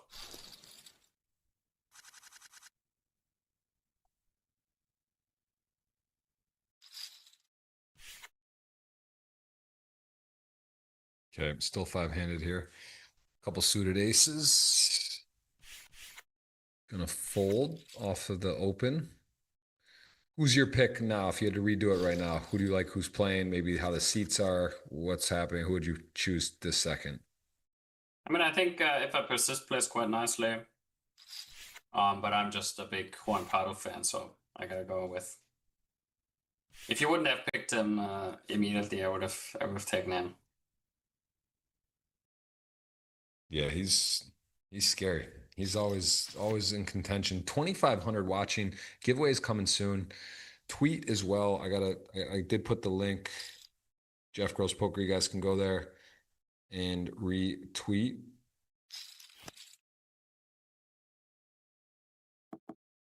And we have got already 23 of you guessing who you think is going to win.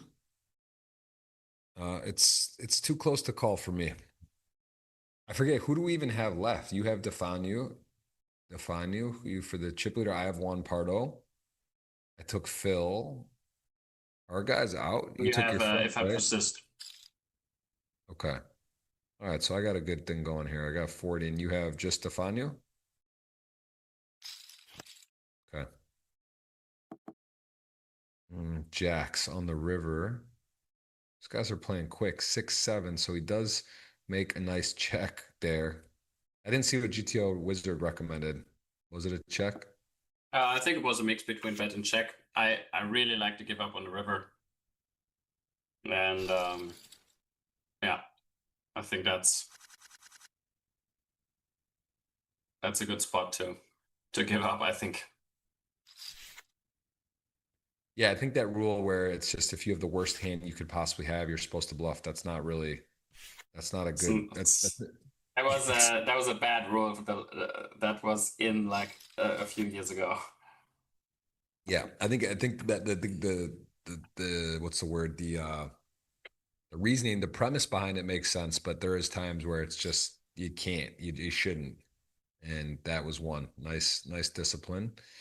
Ace seven here, ace 10, both players not completing a pair on the flop, but ace 10 in the lead. Ace seven high definitely could think has the best hand, sometimes does call. Now the five on the turn, ace high is ace 10 high.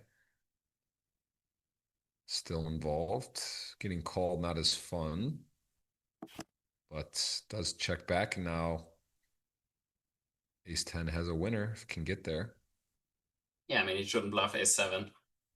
Just too much to bluff, right? Like so many missed straight draws and he would just lose.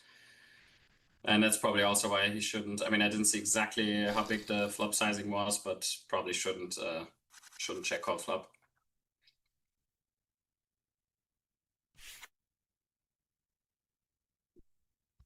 Jack nine, ace eight here for one. Started getting cooking. He is opening, going a little bigger than min, putting a little more meat on it. And there's that ace deuce off in the big. We have seen players take this into a three bet, take the worst ace, Yeah.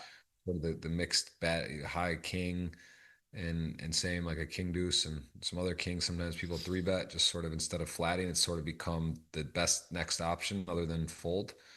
And it just shows you why a hand like that, ace eight, put him in a tough spot. Yeah, I like it. Good pickup. And Ilya, 32 million chip leading. And again, Defani with a similar hand. I think ace-9, then ace-8, now ace-9 again. We've seen king jack off, so like lots of these medium strong hands. And again, I think ace-9 just three betting hand here. Wow, and he chooses against it.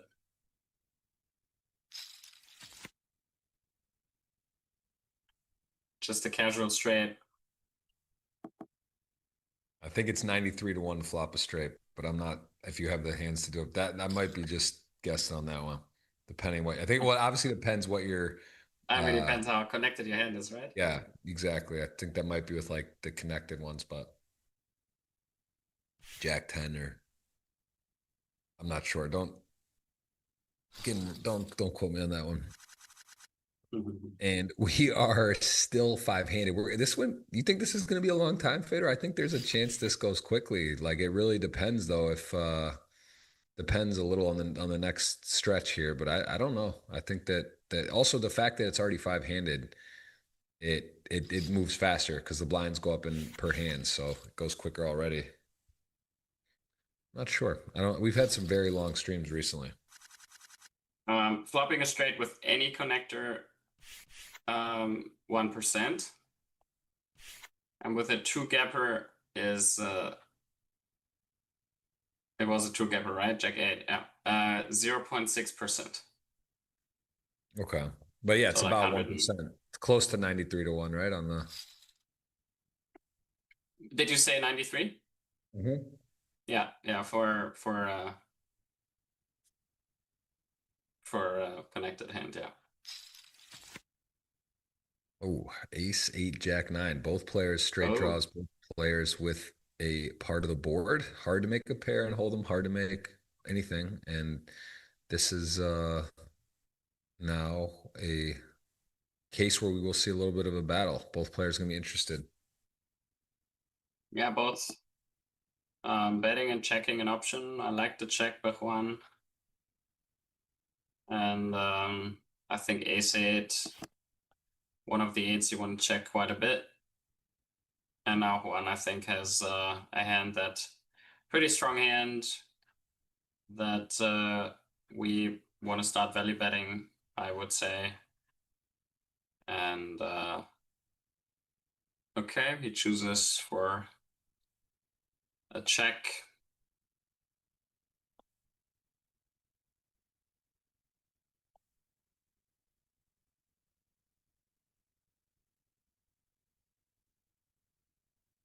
I think Yeah, ace for eight. yeah.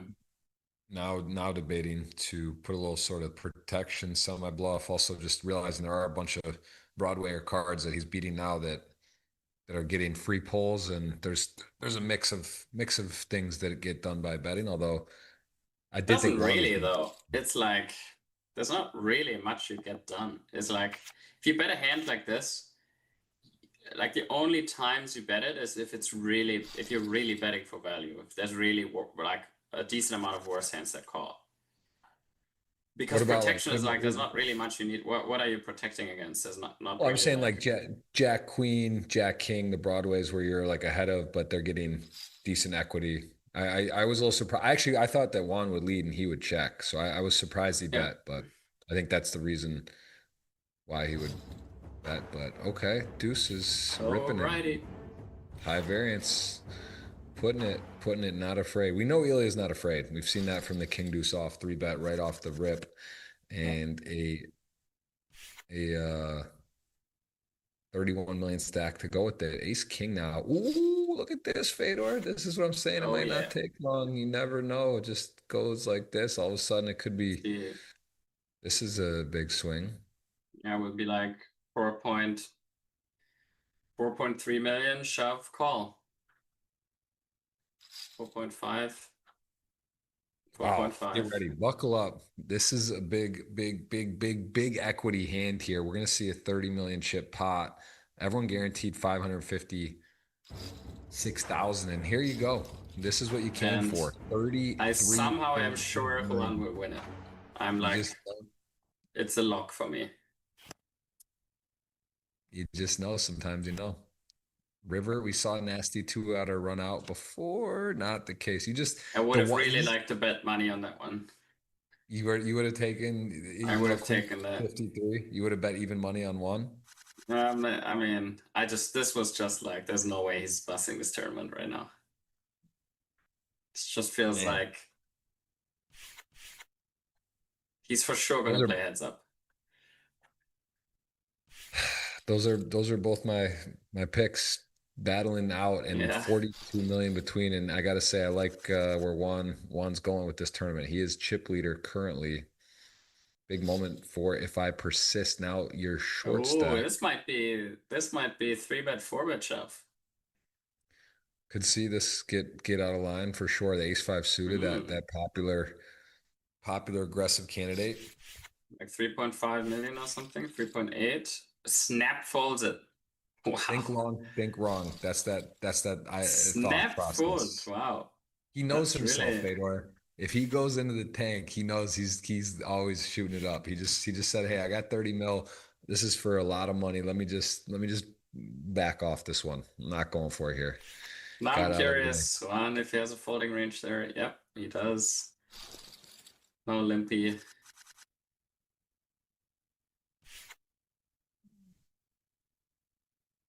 Don't forget the ante is a bit smaller now too, so changes the game a little bit.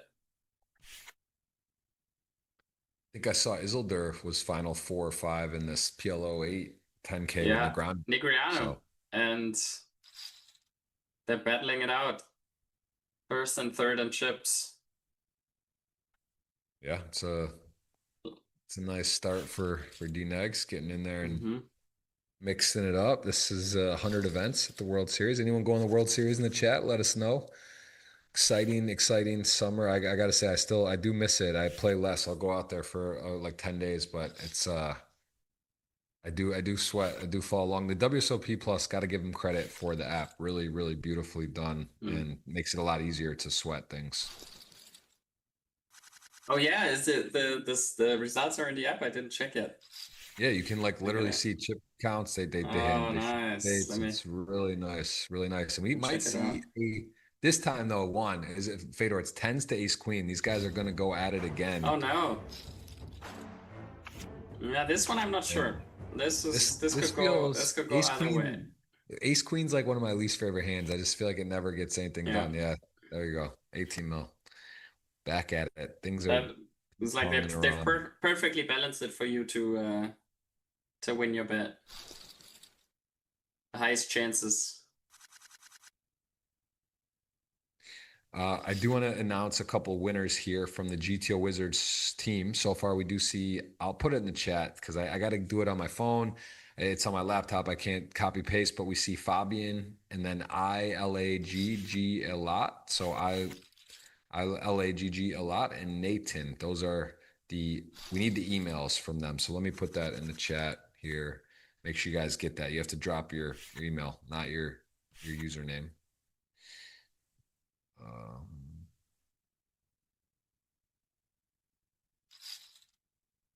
Okay. Let's see. What was the event that they're playing? I think it's a 10K PLO8. I can't find it. Maybe it's over already. Possible. Yeah, it might have ended. What time is it now? 4:30? No, I think it's like 1 p.m. Vegas time right now, right? Yeah. Weird. Can't find it. Hmm.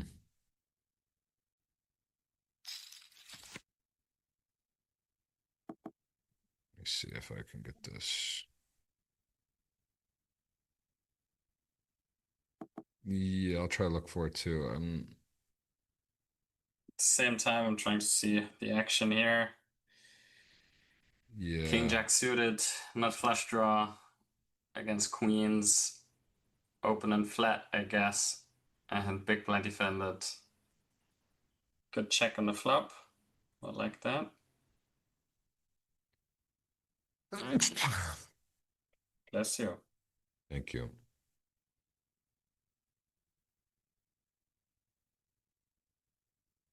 Here, Omaha, high low.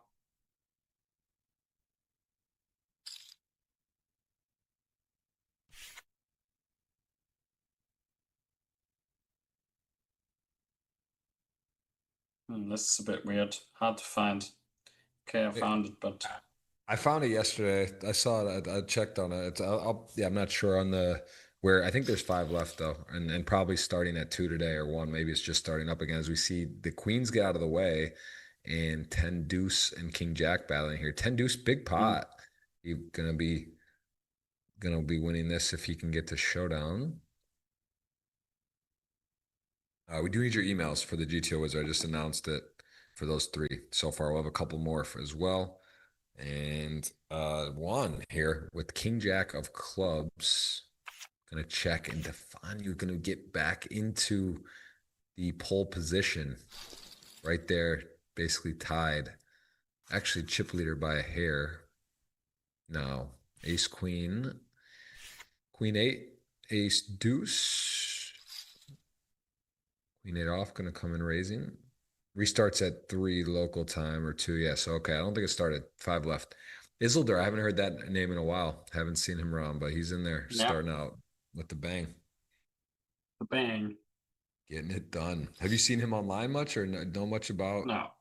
No? I mean, you mean back in the days or no, I mean nowadays? recently. Have you heard about him playing or anything? I don't know anything about what he's been up to. No, nothing. Yeah. Okay, 10s again are available, and we are going to see deuces go set mining. Looks like closing the action. And 10 still in the lead. And now let's see if he c-bets or checks. I think probably betting.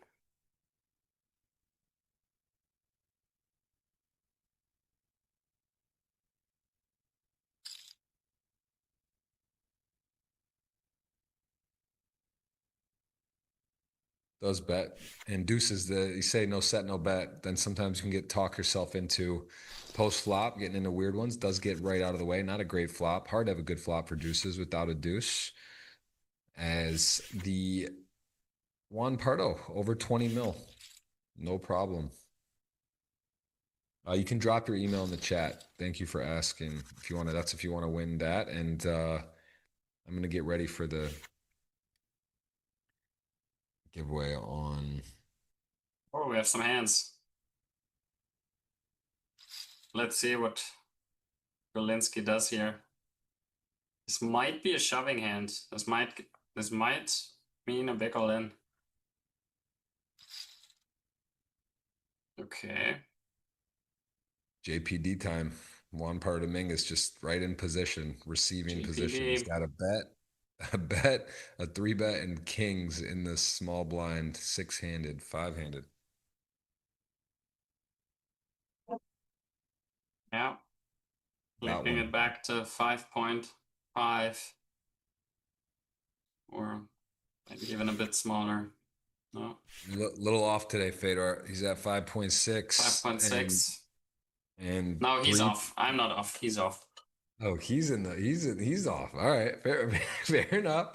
Fair enough. You guys are in the neighborhood. You're in the same Mr. Rogers. You guys got your neighborhood right. 3.1 to 5.6, and now Galinsky has to hate it.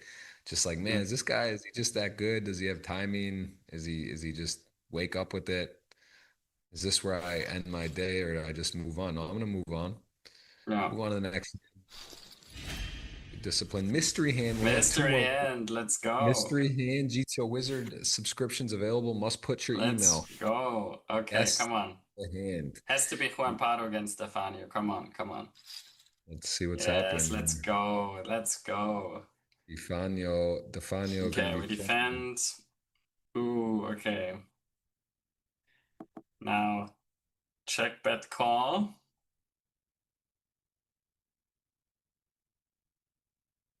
Wow, King 9, top pair, King high kicker on a monotone flop, goes for a bet.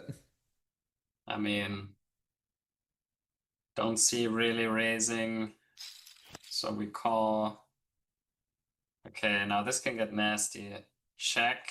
And if we, I think this is a really nice spot for a good size bet. You know, if you bet like 3 million here, it's just like, if you think about how hard it is for Defania to defend here, right? It's like, sure, you continue with like pair plus flush draw, like strong flush draws, turn Jack X, of course. Whereas like just one of these cards where like you don't float, you don't defend that much with Jack X. And it's just really hard, you know, you just have lots of these medium flush draw, like one pair hands, and they just struggle a lot against these medium sizings. So nice bet by Juan. And I have to say, I feel like that's on the valuer side. Like I feel that to me seems more slightly value heavier. Because you know, if you have a hand like Queen Jack, Queen of Spades, or whatever, it's just really nice to. I'm thinking Juan Pardo has ace of spade, ace of spade, 4 off. That was my original thought from earlier, but now no, I think he has value. Yeah, I think he has value, and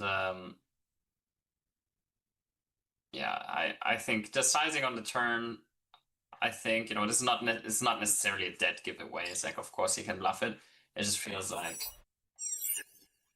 oof, okay. That is interesting. I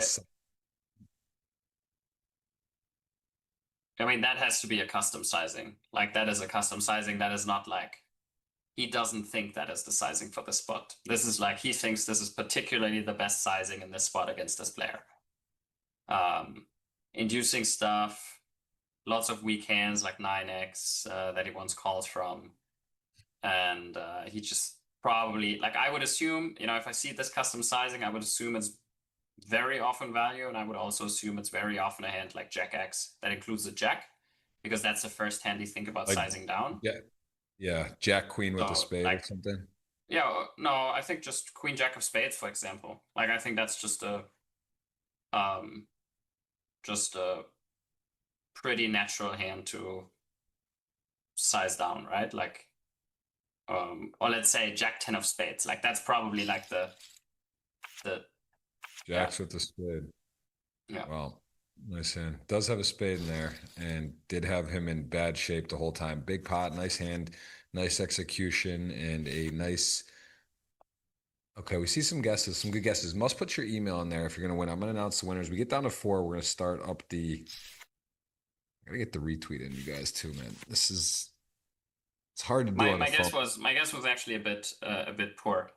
If I mean, of course, now we saw the hand, but I mean, the logic was correct in terms of the Jack of Spades, but I realized when I guessed, Queen Jack of Spades, it's like something you would go bigger for value just out of greed. I think it's like I think it has to be both. It has to be Jack of Spades, which you block, but then also a hand that's not that high up in the value range. So it's probably Jack 10 of Spades, I think, is a reasonable guess in that sense. But still the hand is a bit too strong. So then I think Jacks is just the most natural guess. Yep. Nines is now a top set on a 3-4-5 flush draw board. Ilya is feeling good though. Feel pretty good here with top set. And he checks it back. Whoa. Okay.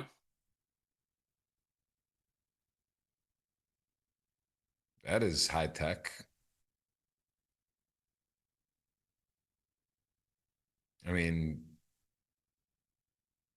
yeah, is he going to get a big bet out of one here? Yeah, I mean, Juan will. I think this is a spot you'll see a bluff for sure.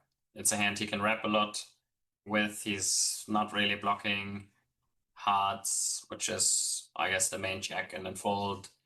So I think it's a hand you just see bluff with for sure. Now the question is, it can go both directions, right? You can go big sizing, small sizing. Yeah. Now,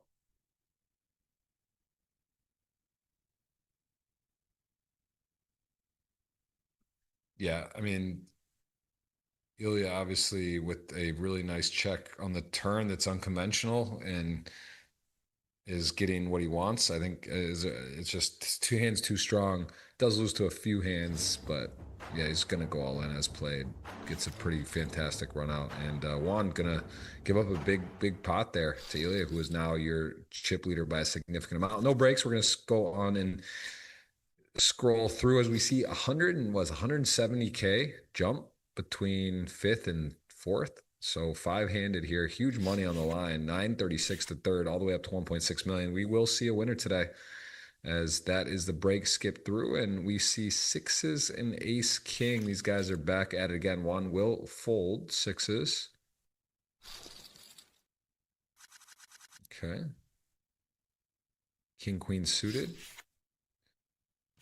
It's become a two-man show here, Fedor. yeah. Ilya and Juan played like four Yeah, hands. the guys in a are row. watching.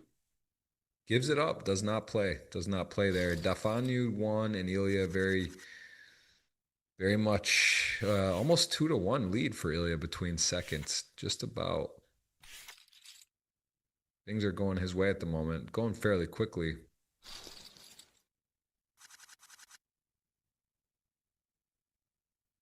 Ace-8 suited. Galinsky debating on a shove or a raise. I guess he still has plenty of chips. Doesn't need to just go all in like 11 bigs, 12 bigs, what, 11, 12. Yeah, picks it up. Ace-8 suited takes it down. And ace king.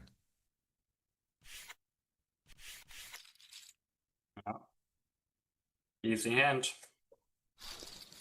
No one with anything to play behind. So we will see another hand, and no one with much, but the chip leader with queen four suited will go ahead and kick it up.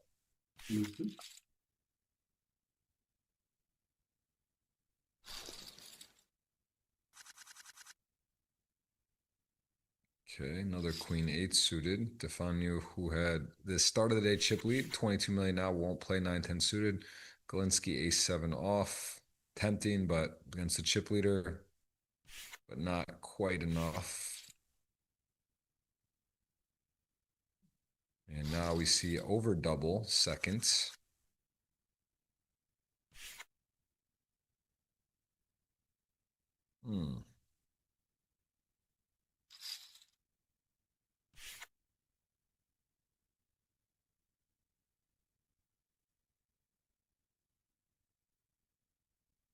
Juan Pardo with ace three suited against if I persist. I'm gonna pass. Just shove in here, yeah.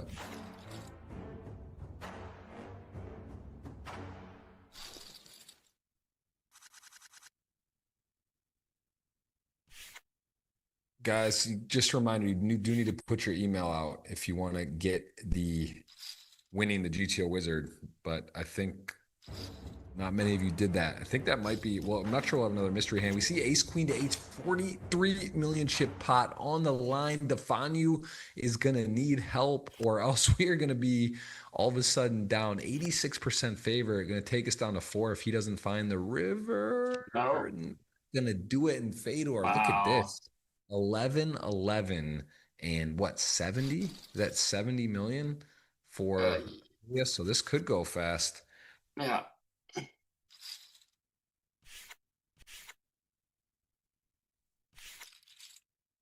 All right, well, I am going to queue up the giveaway. I got to figure this out on my phone, but we'll start it out here for a giveaway.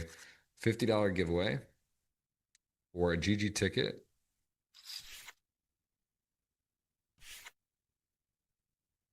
And we are, it's Vader. You said this could go very fast all of a sudden. I mean, I have an early play tomorrow, so I'm gonna be honest, I'm not gonna be sad about it. You won't be, yeah, see some great poker, but get a good sleep if it goes quick, as Juan Pardo's going to need to get cooking. He's in, you did say you thought he'd get heads up for sure. He's looking in good position for that. All right, here we go. Keyword is GGWSOP. I'm putting this in the chat as we speak. Let's give Fedor a shout out for the time today. We do appreciate that. Insert your GG Poker username. I'm putting this in right now. There is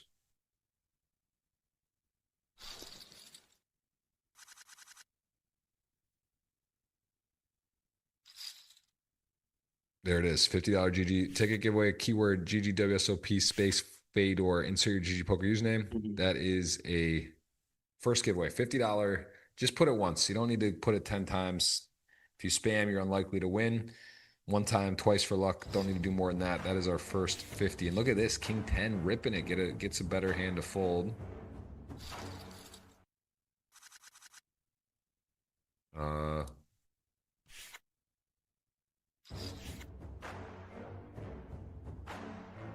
Yeah, Belinsky. Good luck. Galinsky, ace eight. If it Phil folded ace eight, this time it's calling off. It's similar but different, and he is gonna good 10-7. It feels sweaty. Feels sweaty. I feel like this is game over, Galinsky. GG, this man. could be 3. Oh, he faded it. He faded it, right? The non-heart queen on the river, 20 million. So that is not what one, if I persist, wanted to see. They wanted to see a pay jump there, as Ilya doing his best to expedite the process, but does get the first double up and to make it a little more interesting. First giveaway underway for the 50. Let's see. Limp, raise.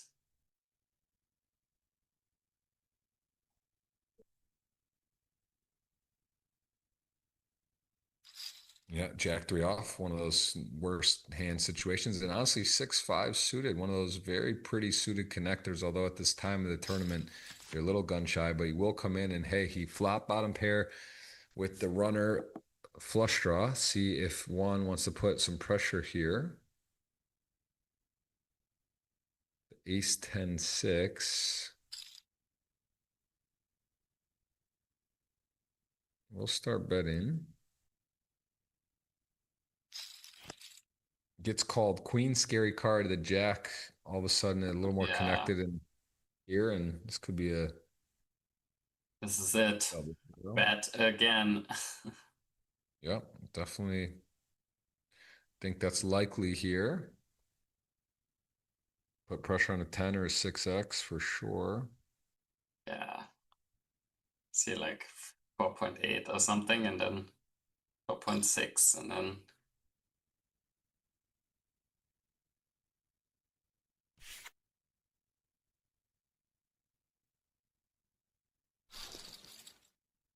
All right, 22 million. Juan showing us Juan things.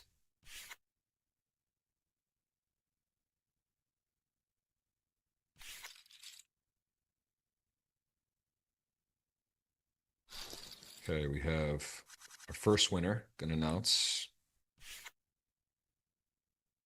Man, it's so weird how this works for me. Jekko.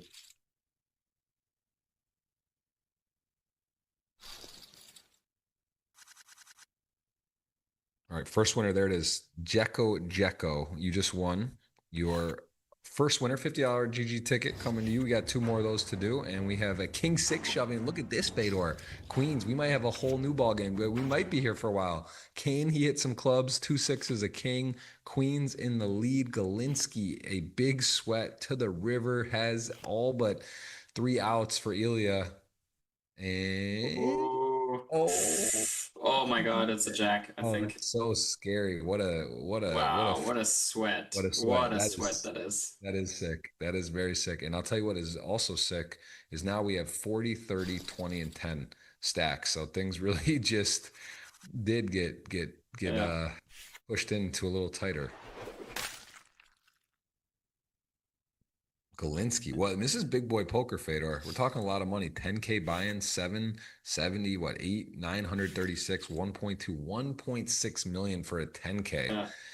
Yeah, I'm sure you've had, yeah, I know you've had some smaller buy-in, huge scores. They almost got to feel better than the 100K or 150 for a million or two, right? Just because the amount of buy-ins and, you know, the action and whatever to have this Yeah. type of so rare to get this I type of mean, my score. nicest win was for sure at the 100K for 5 million. That's like winning I mean, a big buy-in, a big field is nice, but also, of course, if you win like I'm actually not sure what like the biggest field is. Let me actually check. What's the biggest field I ever won? You won a I don't scoop, didn't you, remember. for like a main event Yeah, scoop? Which online I remember, but live I actually don't know if I ever won like a big. Let me what see. place did you get the main that 1 year? 10th or 15th or something? 25th. Okay. Um, no.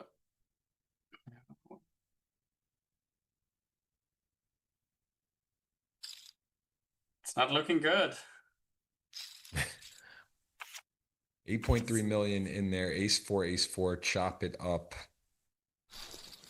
Yeah, I never won a big event. What's the most people tournament you won and won? Yeah, it looks like a few hundred or something. Okay. Well, listen. Everyone's got a style. I think your Yeah, style it works. seems like that's my style. I mean, here I won like a really long time ago. I won like a 700 euro main event in like Austria, which probably was. It's like 50 buy-ins. And then yeah, actually the 50 buy-ins for the 100K, and then that's I think that's really, I mean, that's crazy. That's like really the biggest, Wow, this is basically. that is interesting. And I'll tell you what, M. Galinsky just stepped out with the Queen 5 3 bet to 6.7 million Mm. from 2, got flatted and out flops now Ace Jack suited. So And this no is C-bet. Interesting. yeah, does not see bet. Okay, 4 of diamonds. Probably now a small bet is coming, I guess. Against overcards, I think. No, okay. And if you're Ilya, it's sort of uncomfortable because you're realizing that, you know, maybe you just got the ace, queen, ace, king at this point, and he's not betting at all, but you're just not loving it. This board is definitely dicey. Ace Jack does bet, and the river is a king. No one has a king. Queen 5 going to take the chip lead if can get to showdown. Snap, check, and M. Galinsky. Wow, shows us a little curveball there. Mm-hmm.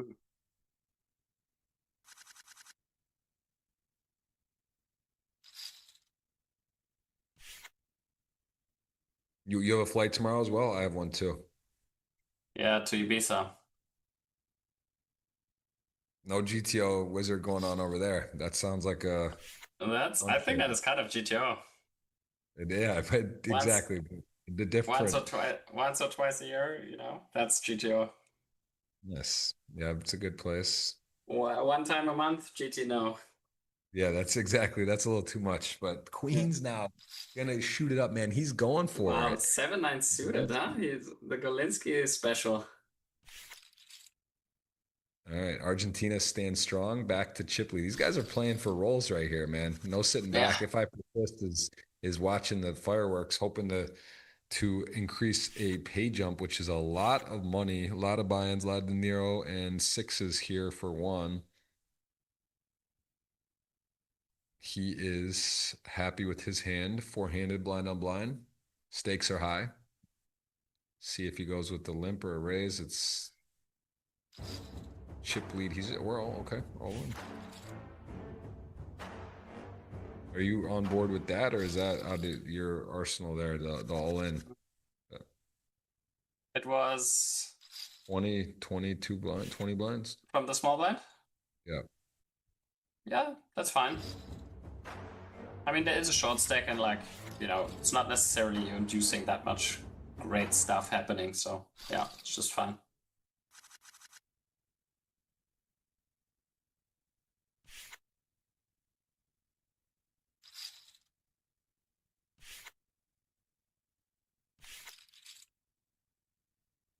I'm still a bit baffled by the never winning any big field in live poker.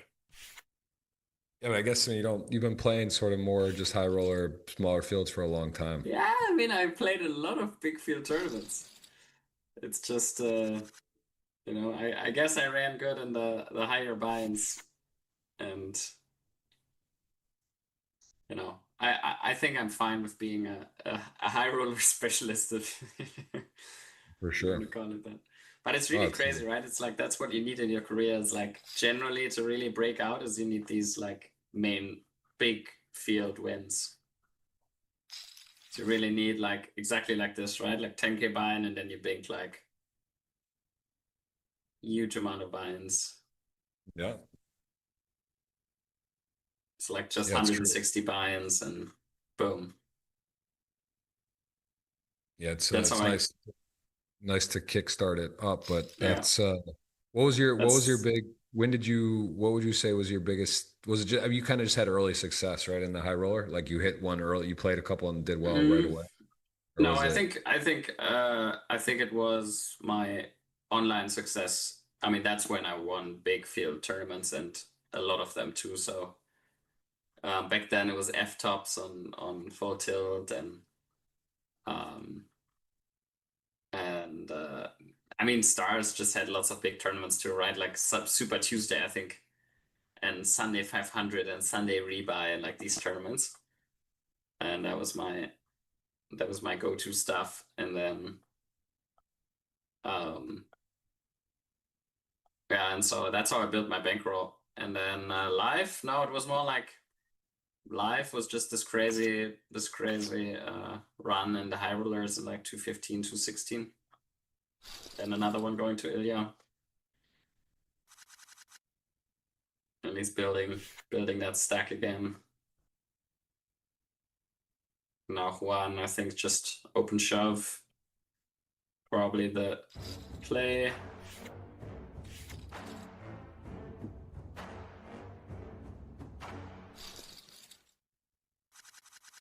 Yeah, he's at 18. He was chip leader for a second. Everyone sort of has had chip lead at one point here. Our start of the day, chip leader did go out in fifth, so not the dream for him. Queen eight on queen eight crime here. Queen eight suited for 7.5 blinds, has one out there. Does call. Zelensky with the free roll. Yeah, slightly better hand here, and he does have a heart possibility. It Yeah. does come into play. Available for a river, could be a devastating blow. Oh. Nope, nope, blue and low, and we will continue four-handed. And when we ready at three-handed, get the next $50 giveaway going. The tweet is out. I see you guys retweeting that. Jeff Gross Poker. $50 cash. That's a cash giveaway for you guys. So good luck out there. A lot of you have guessed who it is. You don't need to get it right. Just need to guess. 40 plus of you have done that. Good luck. Not a fan of the 3 million size here. I think smaller is enough. Now I'm curious what Juan is doing against this.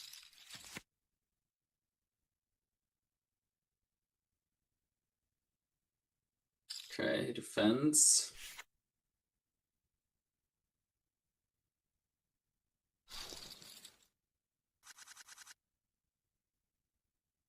Takes it down. King 6. It's close. But fine, I guess.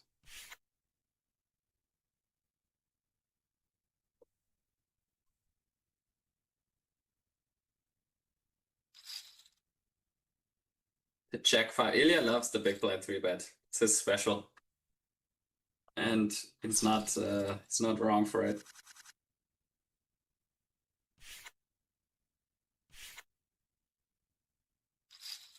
And here, now we will see it. Flip again. Lots of flips today. Fives to Jack 7. The fives in the lead. Pretty good flop. Needs to fade the river, and we will see a potential another double up. Jack or 7 river. It's a diamond 9. That is going to be a double up. So we have a 15, 13, 32, and 50 million stack. As we see, if I persist, we'll keep it going here. 15 bigs, the 501 mil level. Still four-handed. Now let's see.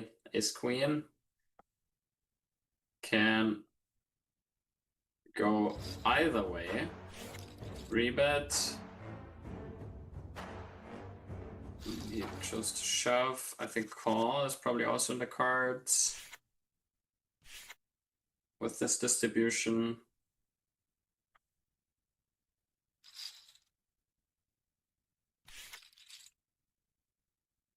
Okay, 10-8 Galinsky. I mean, Galinsky also showing us the switched gears and really a remarkable king on that river where he got it in good okay. to get there. And we are This seeing... is action. Ooh, maybe not. Maybe it's shoving. Maybe Ilya folds the big blinds. That is... Yeah.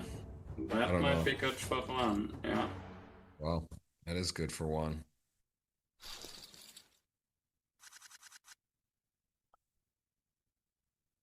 Okay, 10-4, ace-jack, and ace-jack. And the same free roll again. Yeah, this is going to go shove and call. And it's looking for exact hearts again versus 2 flush draws. As we see it on their backs. Big pot happened to be chopping a lot of the time with the same hand. Ace-jack is going to be a chop. So no harm, no foul. Juan's sweating this too. I mean, even for Juan, same principle. He plays the high stuff, but this is a lot of buy-ins. I mean, definitely for 10K, you're getting a lot of money between 4th and 3rd alone.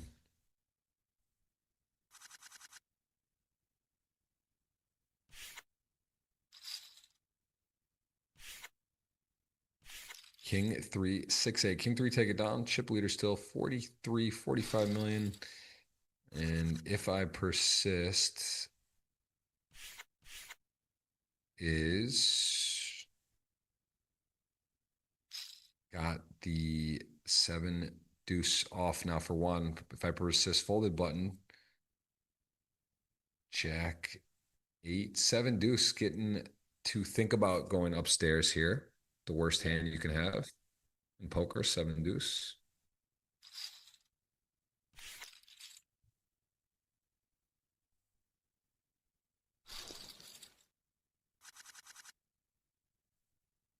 King 10, the taxi. Houston out there. Taxi cab, raising. 7-8 suited, very playable hand. This could be an interesting pot. We got the two big stacks seeing a flop, but pretty uneventful with king high. King 3, 4, 2 hearts. King 10 going to check back. Give a little bit of room and pot control to Ilya. Got to be betting some point.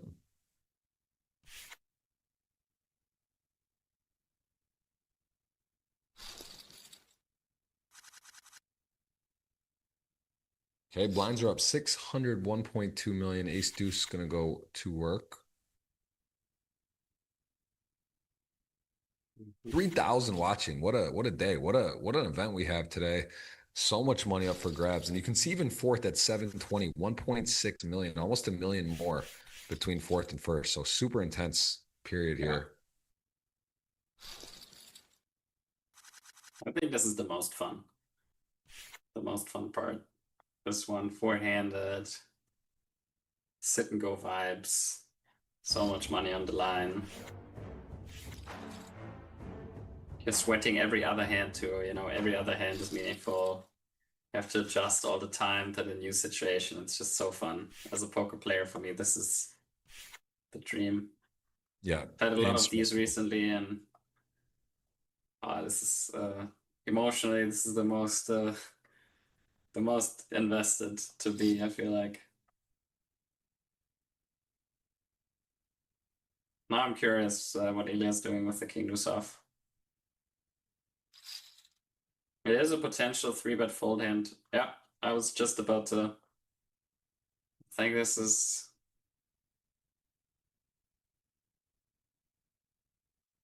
And I'm sure Juan is smelling this. This feels like.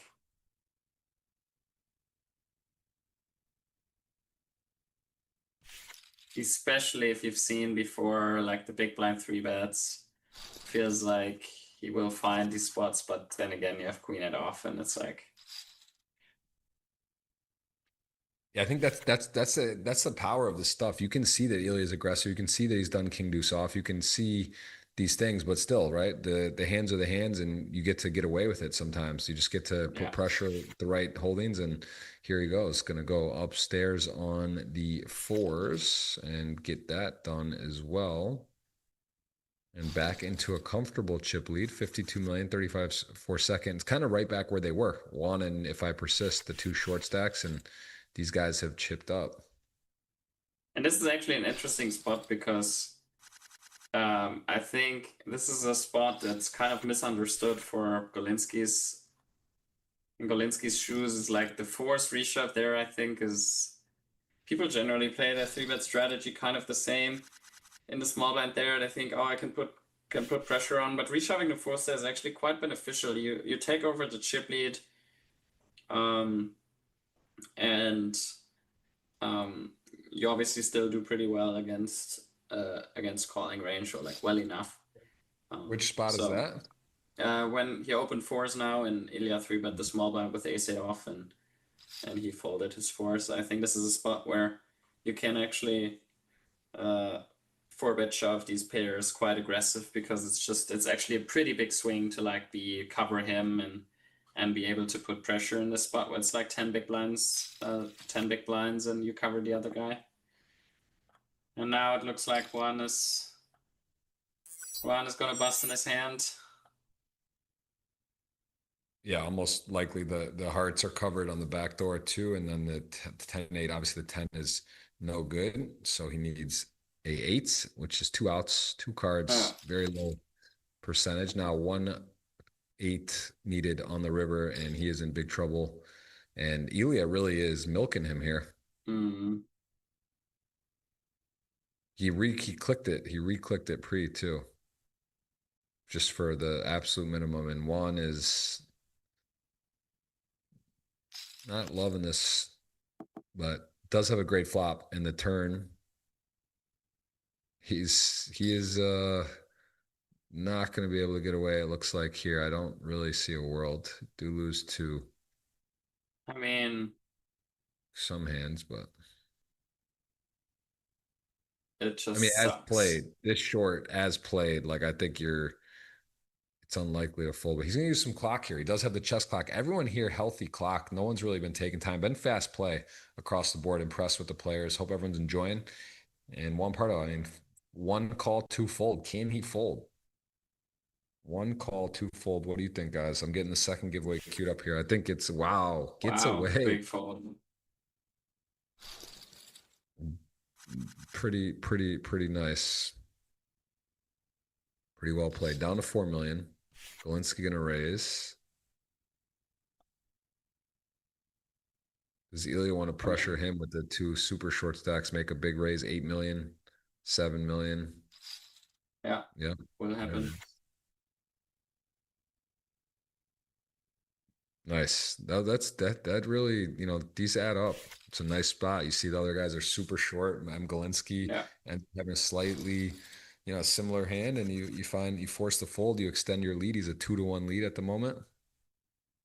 All right, considering we're so short, I'm gonna put the second giveaway up right now. Second giveaway, GG ticket, keyword GGWSOP space Vegas. Insert your GGPoker username. This could just be down to heads up any moment. So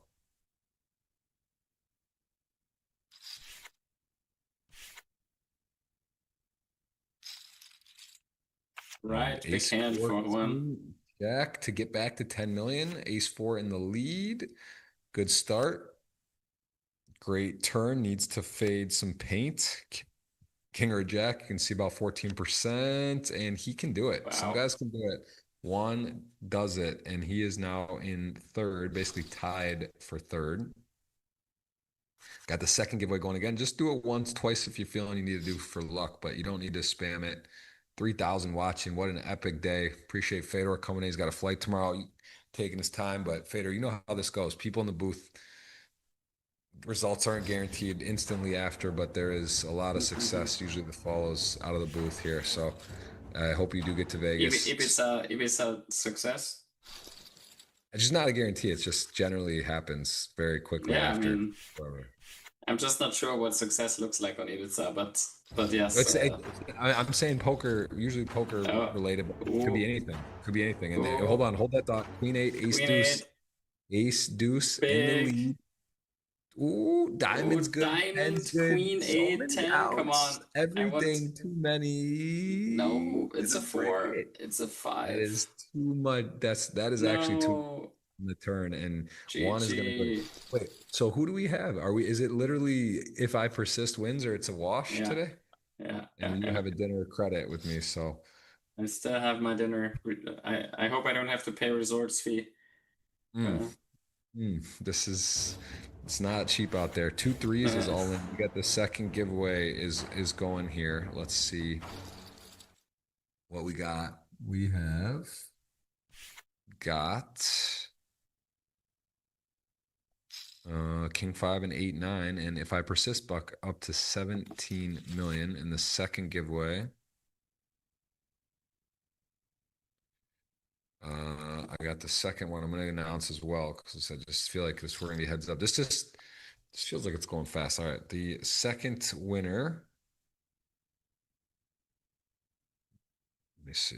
How many thumbs up do we have today? What do we got going? Is people engaged? Ooh. 372 thumbs up out of 3,000. I think we can double that up. If you are having a good time, please hit the thumbs up. Let us know where you're watching from in the world. I'm going to put up a second winner here.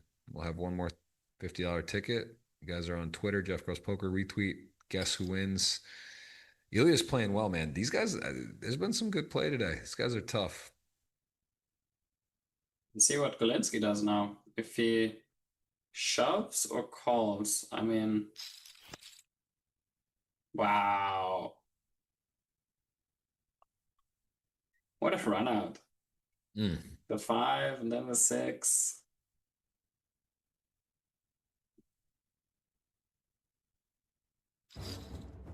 Oh, man. Just goes for it. Loses to the 8, the flush, boats, has a strong 5, and Ilya has been playing really aggressively. And if he were to lose, he'd still have 35 mil, double third. So, yeah, I mean, this is asking a lot to fold if you're Galinsky. Yeah, but he will fold, and I think it's fine. Yeah, you lose to a lot, but I'm just saying this wouldn't be the craziest call in the world, like for those reasons, thinking that there could be some bluffs here. I really don't like the sizing by Ilya. I don't know.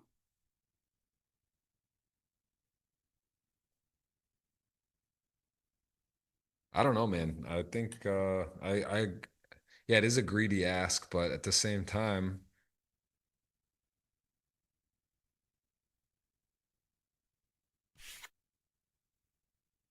I don't know. It's just you kind of isolate yourself against better hands and make him less likely to bluff catch. It's a big bet. It's like more than pot. I don't know. I would have liked him to bet smaller sizing.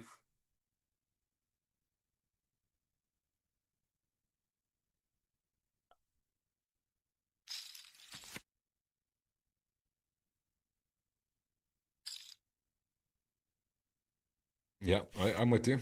I'm with you. He did get him, I guess, bailed him out a little bit.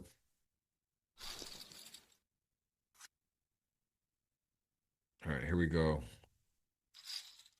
For the third, let me do this. Got to do it on my phone.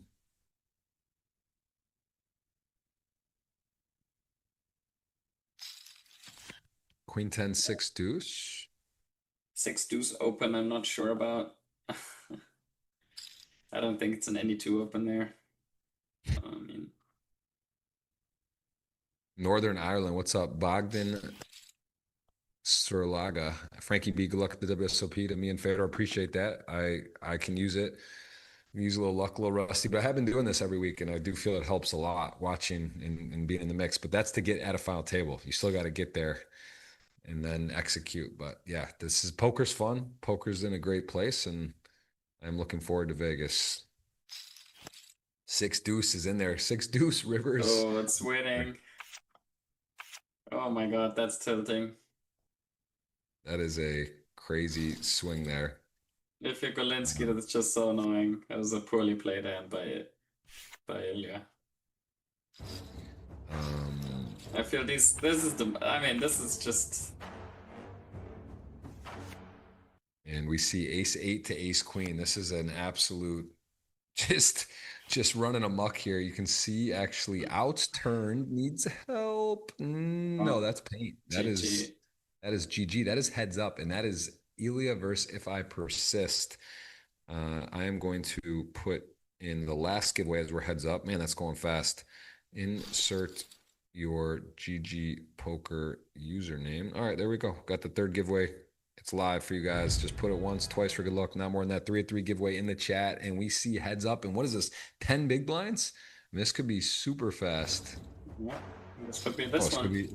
This literally could be the hand. The first hand of play, King 7 to Ace Jack. Ace Jack. Wow. King pairs has the flush draw on the over to the river, Fedor. This could be it. 2% of the time. No, it's an ace. No, it's a deuce. It's a deuce. It's GG, the first hand of play, Fedor. What an epic finish. Ilya Streltsov gonna take it. A Argentine rocking the cat chow, eating food right there, takes it down, his first title. Break it down for me, Fedor. What happened? I mean, it just went fast. It went really fast from like, what was it, four-handed. Yeah, I mean, some out there plays, some wild big blind 3-bets. A lot of coin flips. I feel like more coin flips than I've ever seen. Yeah, Juan played. I think performance of the day goes to Juan. And yeah, was an interesting final table to watch. Definitely interesting. I think we were surprised at times. We thought it could take forever, and then it wouldn't, and it shifted, and then we saw some pretty big go for it there. As you see the 7.34 to 1, 1,661,695 coming in. That is so many buy-ins. That is ridiculous. And we did discover Fedor, realizing he's a high stakes specialist, over 50 million in lifetime earnings, but not a main event specialist at least at the moment. So I got a feeling we'll see you in a few more mains. You're gonna go for that golden ticket from one of those, but whatever you're doing is working. Congrats on crossing the 50 million lifetime earnings. I'm gonna put the third winner for the $50 GG ticket. Guys, must be subscribed, must hit the thumbs up. Unbelievable support from all of you today. Thank you so much. Fedor and I are both in Europe. We will both hopefully see you at the World Series of Poker. I'll be going for the main in a little bit more. And Fedor, I know, is up in the air in plans. Looks like he's in boardroom focus, business world mode, but we hope to see you there. Weddings, man. Yeah, exactly. The run good's coming from something from this. I don't know what, but wedding season over there as well. So good luck to you in the weddings and poker, and everyone will see you next week. Same time, same place, same tournament, big names, big guests, big prizes. We'll see you next week.